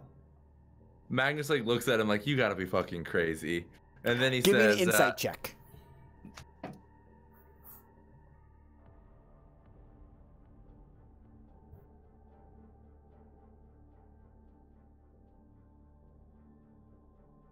Give it a second. I clicked it. Say it's delayed, yeah. Wait, hold on. There we go. From what you can tell, he seems pretty serious about this, very adamant, and seems to believe in his cause, from best you can tell. I'm gonna say to him, well, listen here, Osgood. You don't seem to be causing anyone any direct harm, but No. I would never cause anyone direct harm. Just gonna. Do you have any special skills, boy? You could say something like that. What can you do? I am very good at convincing people. Flowering women. Basically, how he explains is that he has a certain special set of skills that are not used in combat. I bet you he's a male succubus. I'm gonna say, well, it was nice to meet your acquaintance. Pleasure. Are you going to release me now? I'll talk to you soon. And then I just walk out of the room. Wait! Don't go, please! And then you just hear that, it just echoes up. Just please come back. I walk out of the room and I go and find them. All right. And I explain what happened, and I say, I'm not quite sure what to make of it. He seems like, at the best, degenerate. So, You know, it's kind of weird. You never asked him where he got the idea that deflowering these, women solves these problems. well, he's a human man. I think they all feel that way. You know, I think I could take a crack at this guy and get that. Well, I definitely think we should speak to him more. I just wanted to consult with you all before I think that it would probably be a best opportunity, to not have Elle go down there. Her being a lady that he might try to deflower, Weren't we not there? You were not there. No, we were. But he's Right, now but he met up. I'm now telling you. Yeah, I've come and found you, and I'm telling you. So, that's kind of like my recommendation, although, Elle, you're free to do whatever you like. Elle, perhaps you could use some powers of persuasion to find more information about why he has this crazy delusion in his head. He thinks you should do that, but I myself, think it's not a good decision. But, you can do whatever you like, or your own I wouldn't. spirit. Being in the position that I am, aka the gender that I am, it could prove to be helpful. Maybe. I think so. Is that a question or is that kind of a statement? Both. I guess I'm asking your opinions on whether you think it could be helpful. He's in a cage. He can't do anything to me. Right. Unless he sweet talks you out of that cage and then murders everybody here because he's, enthralled by a vampire. But, whatever you want, As he chows down some pudding. I don't think I'm so easily persuadable. I'll go down. Yeah, I mean, if you want to take that risk, I can always go with you and, Don't you think it'd be more beneficial if we weren't there? I mean, standing nearby. But if I think he knows of our presence, he may not be so open with her. Maybe we can kind of, have a ruse with this guy here. You know what? I have an idea. And then this time I do cast Disguise Self. Okay. Making me look like a very voluptuous gnome woman. Okay. And I say, I will go with you, Jazzy. Elle. Elle, sorry. And then I say, wait, excuse me. I will go with you, Elle. I think I'm going to kind of wear a hood and watch in on this because this could be kind of entertaining, All right, let's go. Okay, you got. I'm going to be wearing a hood, like goggles. Okay, are you actually going to be in view, or are you sitting halfway? Because a spiral staircase going down. Can I roll a stealth check to see how well I can sneak into the room? Okay, sure. Because I just want to be you could also be sitting on the top of or midway down the staircase, listening in, but not in view. I guess, but I want to be able to react should something happen. I guess it's sitting out of view is fine. Okay.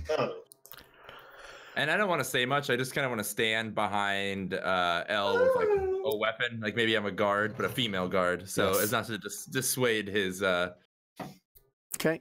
So you guys venture down. Luke is halfway down this, not even a little bit more, 3/4 of the way down the staircase. If he had to get there, he could get there almost instantly. Magnus, as a woman gnome, follows behind Elle as she goes. Elle, are you wearing your normal adventuring gear? Do you put on a fancy dress? How do you set yourself up for this little conversation? Make myself as visibly pleasing as possible. Okay. Prim. So he's wearing a showgirl's outfit, burlesque. Is that what you're wearing? Or are you going more formal, fancy dress, clothes? Yeah. Formal, fancy dress. Okay. What color? Red. Blue. I don't think she would wear she's looking no. I don't know who Eleanor is. Nancy. Nancy. Oh. Of course you only know that name. So yeah, you're like red. No. Bad memories. So you put on the blue one and you go down there, and he starts to hear you like walking down. He goes, "Oh, is someone else coming? Please, you must help me." And he sees you come down. And he goes, "My lady, are you here to let me out? Do you require my assistance?" Depends. Okay, what do you need of me? I heard you have some interesting knowledge on vampires. It is the true knowledge. Interesting true knowledge. Yes. I must get out. I must continue my work. How does this work? Well, I mean, as you know, I found it in the book I read. A vampire... Book? Yes, a book. A vampire can only drink from the blood of a virgin. And by deflowering all the maidens in the land, I am essentially starving them out. They won't be able to survive. They'll die before the next generation comes. What kind of book? It's a book I found in an old ruin just outside of East Hollow. I couldn't read the writing on it. I don't have it anymore. But it looks like someone's journal or some kind of like rough draft. But I mean, if you are still pure, I can assist you with that. I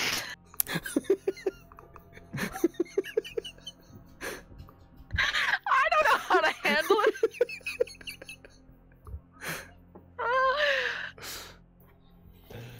You can just not roleplay. You can just be like, this is what I say, and go from there. If it makes it easier. I don't want to reply. You just don't say anything then, maybe? You just like stare at him like... Can I like also kind of glance back to Magnus? Magnus. Yeah. Magnus. Yes. Magneto. I'm sorry, I just stepped out. I missed what he said. Oh, I'm assuming man. he propositioned L. He propositioned L. Did you ask him where he learned it from? A book that he found in ruins outside of East Hollow Okay. that he doesn't have anymore, and that he couldn't read. Well, he couldn't read like what the title of it was. Like it was like, okay, you know, okay. it was an old worn book, so he's not sure who the author is or what the name of it was. But it looks like it was some kind of handbound journal at some point of somebody's notes. It's kind of what he explains to you. I guess Magnus steps forward and says, So, what happened to this book? We can talk about your proposition if you give us some more information. We may consider it. And I like flip my hair. He kind of looks at you like, are you sure you're still pure and need my assistance? Based on the way you act, I'm not quite sure. But I'm pure. well, if I need to do my duty, I must do my duty. I understand. Not until you tell me where the book went. I left it where I found it. For the next person, in case I fail in my mission, someone else can take up my charge. Where did you find it? Precisely. It's just a ruin just outside of East Hollow. It's one of the buildings that was destroyed, I don't remember, a few hundred years ago that we just never rebuilt. Which direction outside of East Hollow? To the west. He goes, now, is there anything else that I need, or can I assist you and save you? I don't know what to say to that. You didn't see. Can I enter this conversation at this point? If you feel like this is the time when you come down the stairs, is yes. Oh, I'm gonna come down the stairs right now. Right now. Okay. Oh, hey there. Hi. Are you here to release me? No. I just must kinda, continue my work. You don't understand. First off, what is your work anyway? My work is to starve out the vampires, kill them all. Hey, first off, kind of how do you starve off vampires? Not all vampires, can be starved. right? No, they all will die. They all must drink from virgins, and I will do my duty. What is your duty then? My duty is to deflower all the maidens in the land to starve them out. Just to let you know, there is that virgins can be both male and female. You know that, right? Female virgins. I apologize for missing out on that. Yes, but if they feast off any kind of virgins, no. The book specifically stated that it was female. If you don't have this book, you could just be making it up. There's no proof of anything. Release me, and I will take you to it.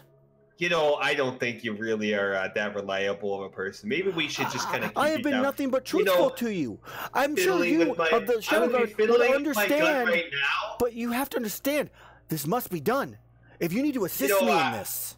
If I could believe any words that were coming out of your mouth, maybe I would believe this.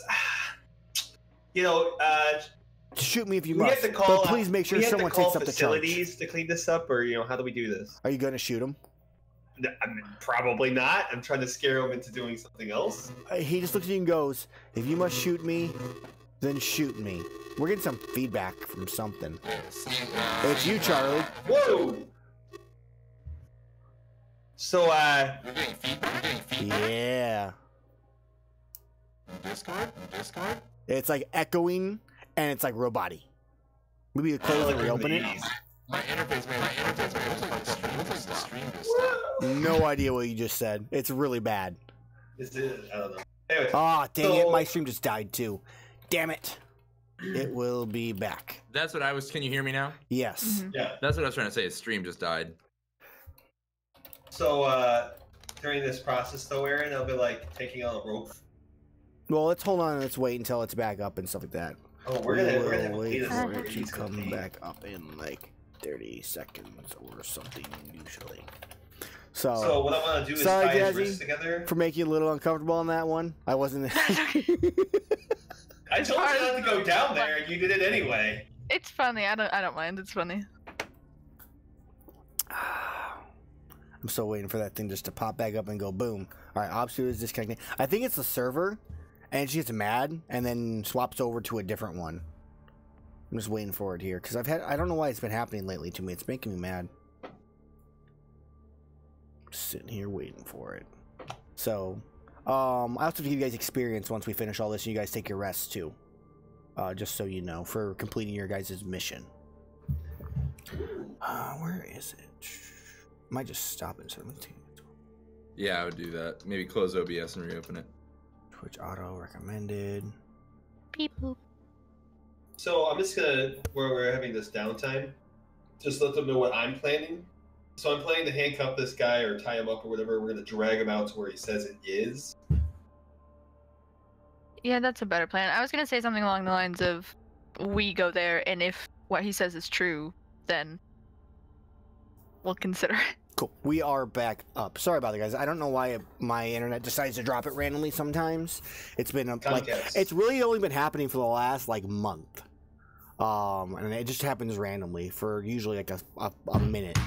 So apologize about that. We're back. You guys didn't miss anything, which is the good news on that. So here's the. I'm sorry, I didn't even bother to learn your name. Anyway, we're gonna tie you up there, and you're gonna take us to wherever you're. Don't even bother telling. Anyway, so we're gonna tie you up. Whatever. We're gonna tie your wrists together, and you're gonna take us where you see this book is. If that is what I need to prove what needs to be done, then I will do it. It's not gonna be very good for you. You know that, right? Of course, but it's no problem. No one's found it. It's been there for years. Yet, how did you learn of this book's existence, and why were you there? I happened to fall into, as I was walking, I fell into its basement. It's like a ruined. Basically, he explains it's a ruined building. There's just a wall basically, and he was walking. Which I asked why he was in there to begin with. I was just wandering around town. I was bored. I mean, there's just nothing to do. You can't go out in the woods and look around. It's dangerous. So I decided to explore in parts of slightly closer ruins nearby. Literally, if you go 4 houses over, that's where he was at. He was maybe 200 feet outside of town. It just happened he fell into one. He goes, I fell in. Okay. I blocked up the hole, found the normal entrance, and walked out. I read it. I took the book and read it, and then I returned it there for the next chosen one. to take up arms once I fail in my mission. Alright, I'm gonna call him a moron in Elvish. He goes, I am not a moron, just a man who wants to do his duty.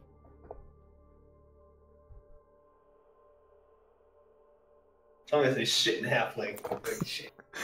He doesn't say anything. That he goes, he doesn't respond. Does he know Elvish? Is he an elf? He is not an elf, he's a human. How the fuck does he know Elvish? You could ask him. In Elvish, I'm asking him, so I'm not going to speak with my Canadian accent there. What do you know Elvish? He looks and goes, he speaks out, he goes, well, I know many different languages. As a man What else do you know? As a man who must take care of all women of all races, I have taken upon myself to learn many different languages. Halfling, though, I don't really know too well because it's kept. Are you saying quiet. halflings are not worthy of your time and study? No, you keep. Is that what you're trying to tell me? No, not at all. No reason to be rude about it. You're the one being rude. I'm just trying to. You are being rude and calling me not worthy of your time. I am insulted. You find this, sir. You find this gnome attractive, but not a halfling? You're a man. It doesn't matter. That's a woman. I can be attractive too. Even if they are not attractive. This conversation is over. Because even if they're not attractive, I still must do my duty. And halflings keep their speech or their language secret. It's hard to learn it. As you walk away. I do walk away from this conversation. Oh wait, what language are they speaking? Well, the Elvish is what they were speaking. Oh. That's why I'm speaking like this. What were you saying about halfling? That halflings keep their language typically very secret, so it's quite hard to learn. Was he responding in Elvish? He was responding in Elvish, yes. If you guys understand Elvish, then you would understand what he was just saying. Unfortunately, no. So, he goes, I do apologize. I know that speaking in another language in front of others is disrespectful, but he started it. Hey! He goes, so, before you tie me up, and he looks at you, Magneta, and he goes, do we need to begin the ritual with you before we leave or after? He's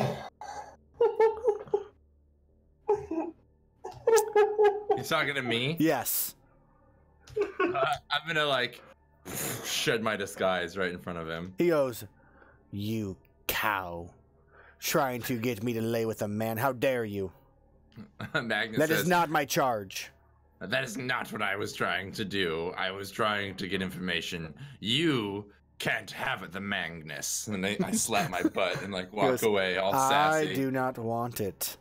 And he looks at Ellen and goes, if you require my services, please just let me know. No, thank you. Very well. Let me know when we leave. And then I can continue on my charge. So, you guys go up to sleep for the night thinking about this insane man that has been inside the dungeon. Before I want to we go up there, I kind of want to have a quick conversation. That's fine. You guys do it in the foyer? So, do you do it upstairs? Yeah, in the foyer is fine. What do you think about castrating this guy before we go anywhere? I mean, he told me he never does anything unless they're aware of the vampire blight, but who knows how many idiots he's tricked with that line. Yeah, it sounds like a really pathetic pickup line, but it could be kind of disadvantageous for our our companion here, who might not be so fortunate should he get loose in the middle of the night and try to take it upon himself to remedy whatever weird situations he think exist. I don't know. Castration seems a little. That's why they have spells to grow things back. It's not really anything that's big of a deal. I'm not trying to hurt him. He seems okay for now. I say, let's keep him manacled until we can find the book. You think we could just keep, knocking him out until we get there? I think, it's I know being unconscious is super bad for you and all, but I don't see. This is a few brain cells. I say let's give him a chance first. He seems harmless enough. I would like to read what's in this book. I'm sorry. Go ahead, Elle. It's what he truly believes, so I don't think he means any harm. Let's find the book first before we'll have this conversation again once we reach the grounds in which he's speaking. Okay. So, as Theron kind of is actually in the area, he goes, he has a strange thought process about him. But I will remind you that we do have 2 other requests that we hopefully will not be giving away to one of the other 3 guilds. Beggar's Hollow still needs assistance with their undying rat problem. And there's also that girl that the Grand Alchemist is requesting. Don't think I've forgotten about Wolfpine. Also, how much does the Beggar's Hollow thing? It's one of the ones. It's a what you find is what you keep. There's no. They're beggars. They don't have gold. You know, I was just thinking maybe this guy downstairs we can kind of make some sort of profit off of if we do is play this kind of right. You know, I'm trying to be his pimp. No. More like, hey, you know, if you help us find a little bit of gold, maybe we can find it in our hearts to release you in the wilderness. You know, way far away from other people to really attack this problem head on. I even had that conversation with him. He would be. I mean, I'm telling you right now, that conversation you have with him, he goes, "No, I cannot leave the cities. My charge is in the cities, not in the wilderness. I will starve them out. I will not kill them directly." Well, you know, they kind of live in the wilderness, so you're not really starving them out if you help cities. They have. You know, it's probably farther on in the chapters of that book that you didn't bother to read because, you know, reasons. I read the entire thing. So, you guys are going to go to East Hollow first, it sounds like? Do we want to do that, or do we want to go, like, somewhere else? Because we can go to East Hollow, and then we can backtrack towards the Grand Alchemist thing. It's very, very far south, yes. Like, I honestly would say... Or, like, that far south? It's Wolfpine. It's Wolfpine, yeah. How long will it take us to get the Wolfpine from East Hollow? It was a week journey, I believe, when we looked at it before, but from East Hollow, let's do some math here. It's 136 feet, so we could get there in like 10 seconds. That's 136 hours, technically. Yeah, well, if we were running, we'd Off get there. road. But you also are coming from East Hollow? I think that's off-roading.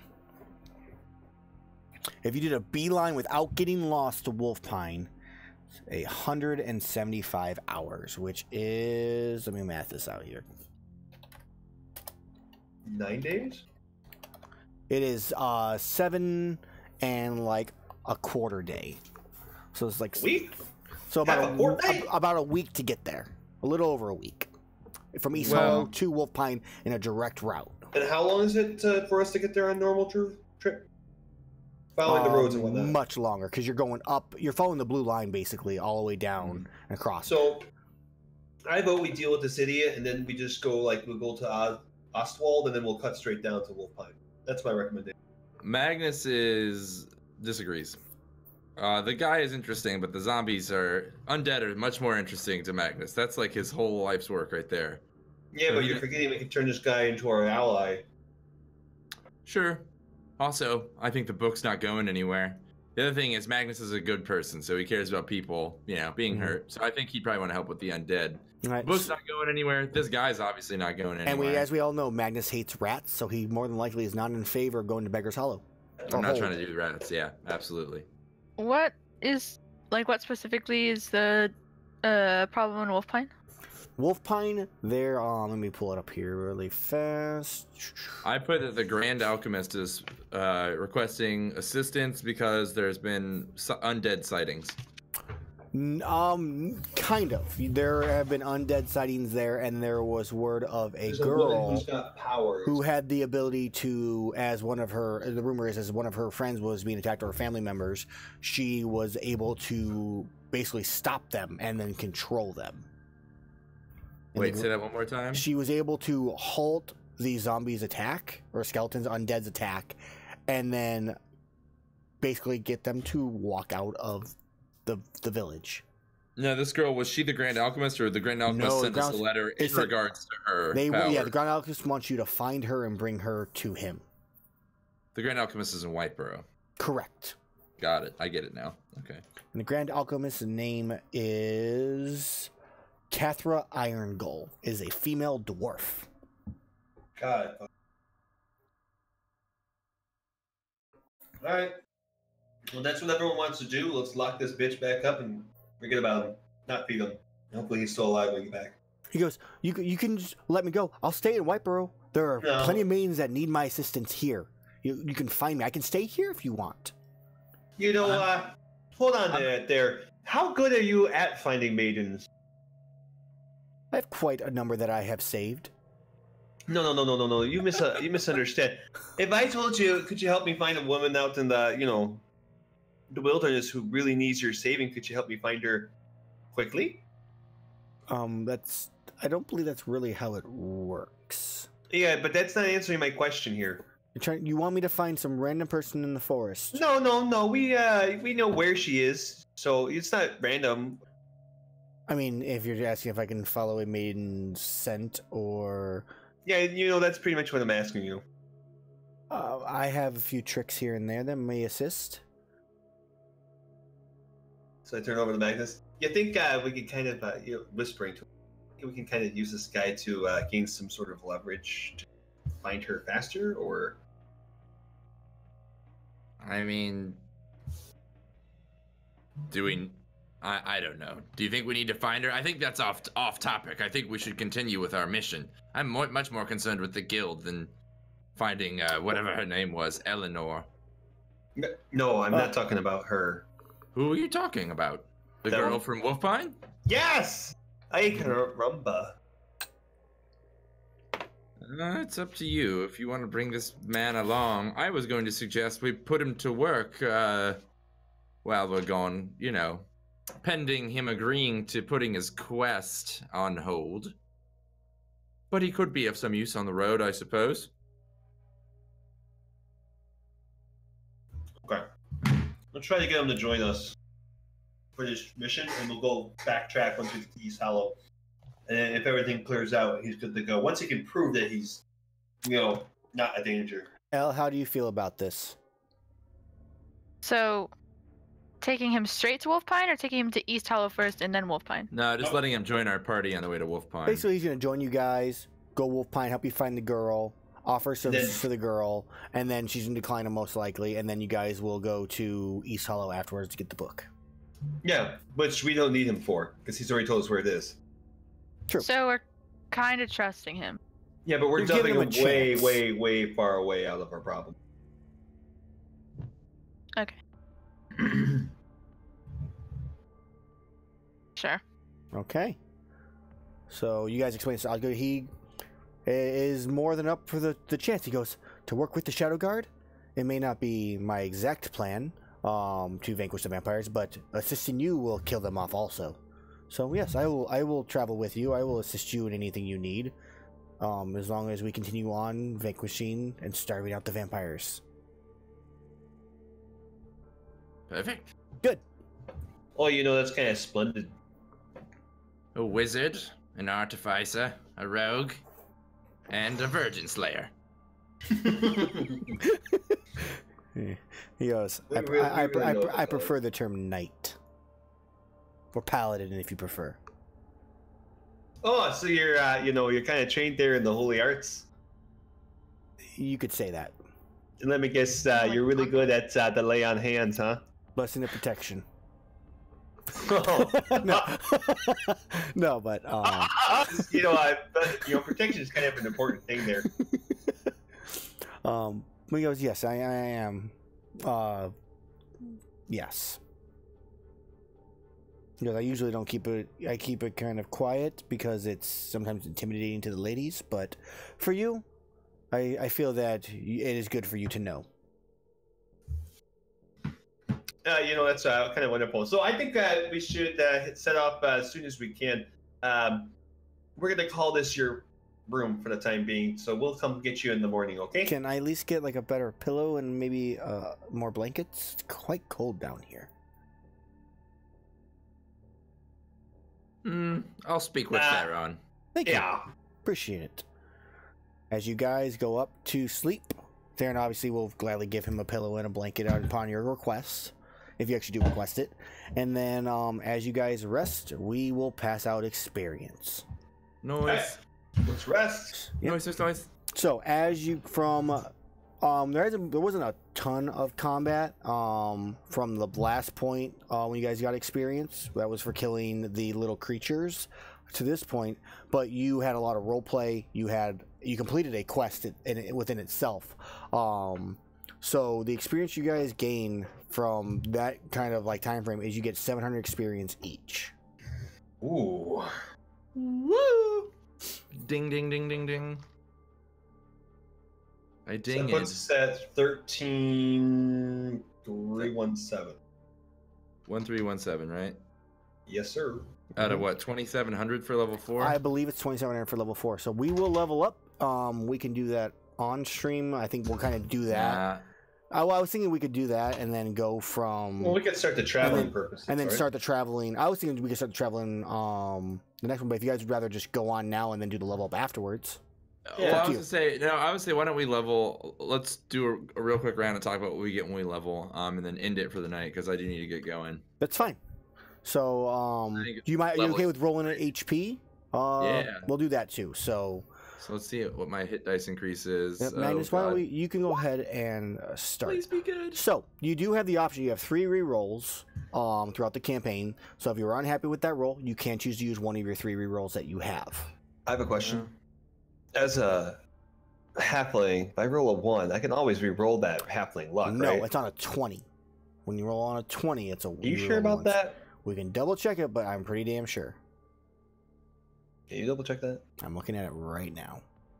And as far as taking average, I have to choose, right? I can't now say, well, I want to take average. Oh, it is a D20. Okay, correct. It would be roll, and then you can re-roll if you want, or you can take the average. I can't take the average instead of this roll? It would no. You have to declare it before, you would right? either take the average, or you would roll, and then you have an option to re-roll if you don't like the roll. I don't know if it's low, but it's not as low as it could be. What if I re-roll and get a 1? I'll be pissed. It would still. We take the highest of the 2. All right, can I just make? I'm gonna take my first re-roll then. No! I'm gonna take my. Do you just roll a hit dice and that's all you roll? So yeah, you can roll a hit dice and that would work. Okay. Magnus gains 4 HP. Luke. Yes, I'll take it. All right, you get 8, and Lucky L. bastard. You can just click on your hit dice and that'll roll it properly for you. 8 also, which is about average for her. Okay, so you guys get your HP there. Let's go ahead and look at Magnus's level 3 abilities. All right. Well, first, you get level 2 spell slots. The spells that add to your spell book as you gain levels reflect the arcane research. So I get to add 2 new spells, I believe, right, in my book. So you get 2 spell slots. I believe you get 1 spell you can learn and 1 spell you can replace. No, I believe as a wizard you gain 2 new spells in your spell book every level. I think you're thinking of I was gonna a source. read it up and double check and be sure, but blah blah spell casting. Replacing your book for each level of the spell. Copy Add 2 spells. You are correct. You get 2 spells. Yeah. And for that, and I can choose level 2 spells now. So I am going to choose. Well, okay. Let's look at my abilities. I can choose spells in a second. So for Necromancer, let me go to D&D Beyond A. Classes, wizard. It is just those spells, it looks like, that you get at level 3 feature? I did not show one for the wizard. It's just a dash. Yep, okay. Yep. So you get your 2 new spells. If you want to look at over those right now, we can do the other 2 and you can tell us afterwards. Man, that stinks. But next level, I get my ability score improvement, so that's nice. And I get a new cantrip next level as well. Yep. Wait, did you check necromancy, though, to make sure that I don't get something from that at this level? Grim Harvest. Next thing is at 6th level, so yeah, I don't get anything. Yeah, Arcane Tradition feature, yeah. So yeah, for now, it's just the 2 spells that you get and the 2 level, and you unlock 2 new spell slots. So you look over what spells you want while we'll go to Luke and we'll see what he gets. Cool. And then you can tell us what spells you're going to pick afterwards. So let's see here. Luke, I got to pull up your information for the Artificer class. Yeah. Classes. I don't know if you pulled it up already or not. I have it here. So you get Thundermonger for my subclass. And you gain spellcasting. Yes. So you know 3 spells and you have 2 first level spell slots. Yes. And should I just tell you the spells I want now? If you know what they are, yeah, that's fine. Sure. I will take False Life, Cure Wounds, and Longstrider. Okay. And then let's see, as a level 3, you get your Thundermonger, which at 3rd level you learn to channel thunder energy into your thunder cannon. As an action, you can make a special attack with your thunder cannon that deals an extra 1d6 thunder damage on a hit. Damage is increased by 1d6 when you reach certain levels in this class. 5th, 7th, 9th, 11th. Basically every 2 levels you gain an extra 1d6. Mm-hmm. So now your Thundermonger does basically an extra 1d6 every time you use it. Nice. You want to add that to the macro or change the name or what? I'll adjust it, yeah. That's fine. Or I'll create 2 macros for some weird reason you don't use it. So then there is... I think it's a bonus action. I have to add that damage anyway. No, as an action, you make a special attack. So it's just a normal attack with it. The bonus action typically for you is to reload it. Oh, yeah. All right, so L, level 3 is a big one for you. It is where you gain... Your sneak attack now does a 2d6 damage instead of a 1d6. You get to pick your archetype. I know we kind of discussed it before. Do you know which archetype you wanted? I know we were talking about like the Inquisitive and the Swashbuckler as 2 possibilities. Were we leaning towards the Swashbuckler? I think we were leaning more towards the Swashbuckler because it'll give you more advantage with your sneak attacks when you're solo fighting more often. So in combat, it'll be quite good for you. Okay. Okay, I gotta pull up my Xanthars here and tell you what you unlock at level 3. So you're now a swashbuckling rogue with a 2-handed sword, which is really funny and quite good. So, rogue.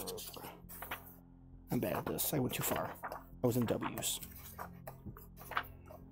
Ranger. Rogue. Okay, here it is. So, swashbuckler. You gain the skill known as Fancy Footwork. When you choose this archetype at 3rd level, you learn how to land a strike and then slip away without reprisal. During your turn, if you make a melee attack against a creature, that creature can't make opportunity attacks against you for the rest of your turn. So you can strike and then run away without attack of opportunities from that specific creature, which is quite useful. You also get Rakish Audacity. At 3rd level, your confidence propels you into battle. You give yourself a bonus to your initiative rolls equal to your charisma modifier. You also gain an additional way to use your sneak attack. You don't need advantage on the attack to use your sneak attack against a creature if you are within 5 feet of it.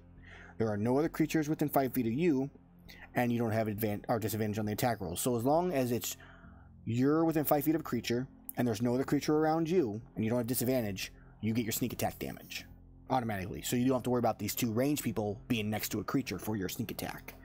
Everything else still applies for it. And that is what you get at level 3. Cool. So that is everything. So since Charlie's got to go, guys, we will end it here. Do you guys want to know what spells I'm going to pick real quick? Yes, I apologize. Go for it. I think, let me read real quick. This is a dex. Damn. I was thinking Agonazar's Scorcher, but it's a dex saving throw, which I don't love. Are quite common. Yeah, so I'm thinking about. I'm considering that one. I'm thinking about maybe switching it out for something else. I'm also going to switch out a level 1 spell for Find Familiar, possibly. Okay, I don't know if you're actually able to swap out spells, but we'll have to look. I don't know about that either. I honestly don't mind if since it's still early in the game, I don't mind if you want to switch a thing. I'll go shopping for a scroll in town. I don't mind doing it that way because I can technically attempt to copy any scroll into my spell book. True. So I think I am, however, going to take Dragon's Breath for sure. Ooh, Dragon's Breath is so good. I had a player use that thing, and it made me so angry. Well, check it out. It made me so angry. I'm going to take... I'm going to take Raise Dead at level 3. Okay. And as a bonus action, I'm going to cast... Oh, shit, wait, are both concentration? They are, aren't they? Fuck. I was like, I'm going to cast Dragon Breath on my fucking undead Dude, animate dead is not concentration. So Nice. I'm gonna animate a corpse and then I'm gonna cast Dragon Breath on it because it says one willing creature, and I can command the zombie to do anything I want, including open its mouth, so it can like release the Dragon Breath for me from a distance. That's smart. I like that. And Dragon's Breath is a bonus action, which is fucking cool. Correct. So. It's an action to activate, and it's a bonus action to use, I believe. So I'm definitely gonna take that. As far as my second spell, let's see, is Melf's Acid Arrow a spell attack? Yeah, and then I think I'll probably take Acid Arrow. That's a classic spell. It's hard to beat. I like it. Okay. But I'll see. I'm still on the verge of that one. But that's my choices for now. Sounds great. All right. So everybody, thank you guys for watching. You can check me out on twitch.tv/Amelwin. I have another D&D game I run on Sunday mornings at 9 a.m. Central Time. It's a little bit different than this game. It's probably more combat oriented, and it's with newer players, so the roleplay isn't as on point, but it's still interesting. I try to make the story as good as I can. And then I'm trying to stream a little bit more Monster Hunter. I'm like 100 hours already into that game. The game is great. You should get it if you don't have it. But you can check me out there, and I will do my best to stream when I can. Almost always every Sunday, though. We just didn't stream this week because it was my birthday, and the Super Bowl. So, Charlie, you got anything? No, just make sure you tune in Wednesday nights around 8 p.m. Eastern. We do our Dungeon Squad live IRL D&D game. It's very much Critical Role style. It's a very, very lore-based, heavy Forgotten Realms campaign. Like, we even do realistic Forgotten Realms currency and some other cool things. Cool. And it's a blast. So make sure you guys come check that out. Go give Ammo a follow at his channel. I posted it in chat, and thanks for tuning in. Actually, Jazzy or Moko, do you guys have anything you want to say? I do not. Jazzy, anything? Me like you, D&D. All right. Thank you, everybody. I'll see you later.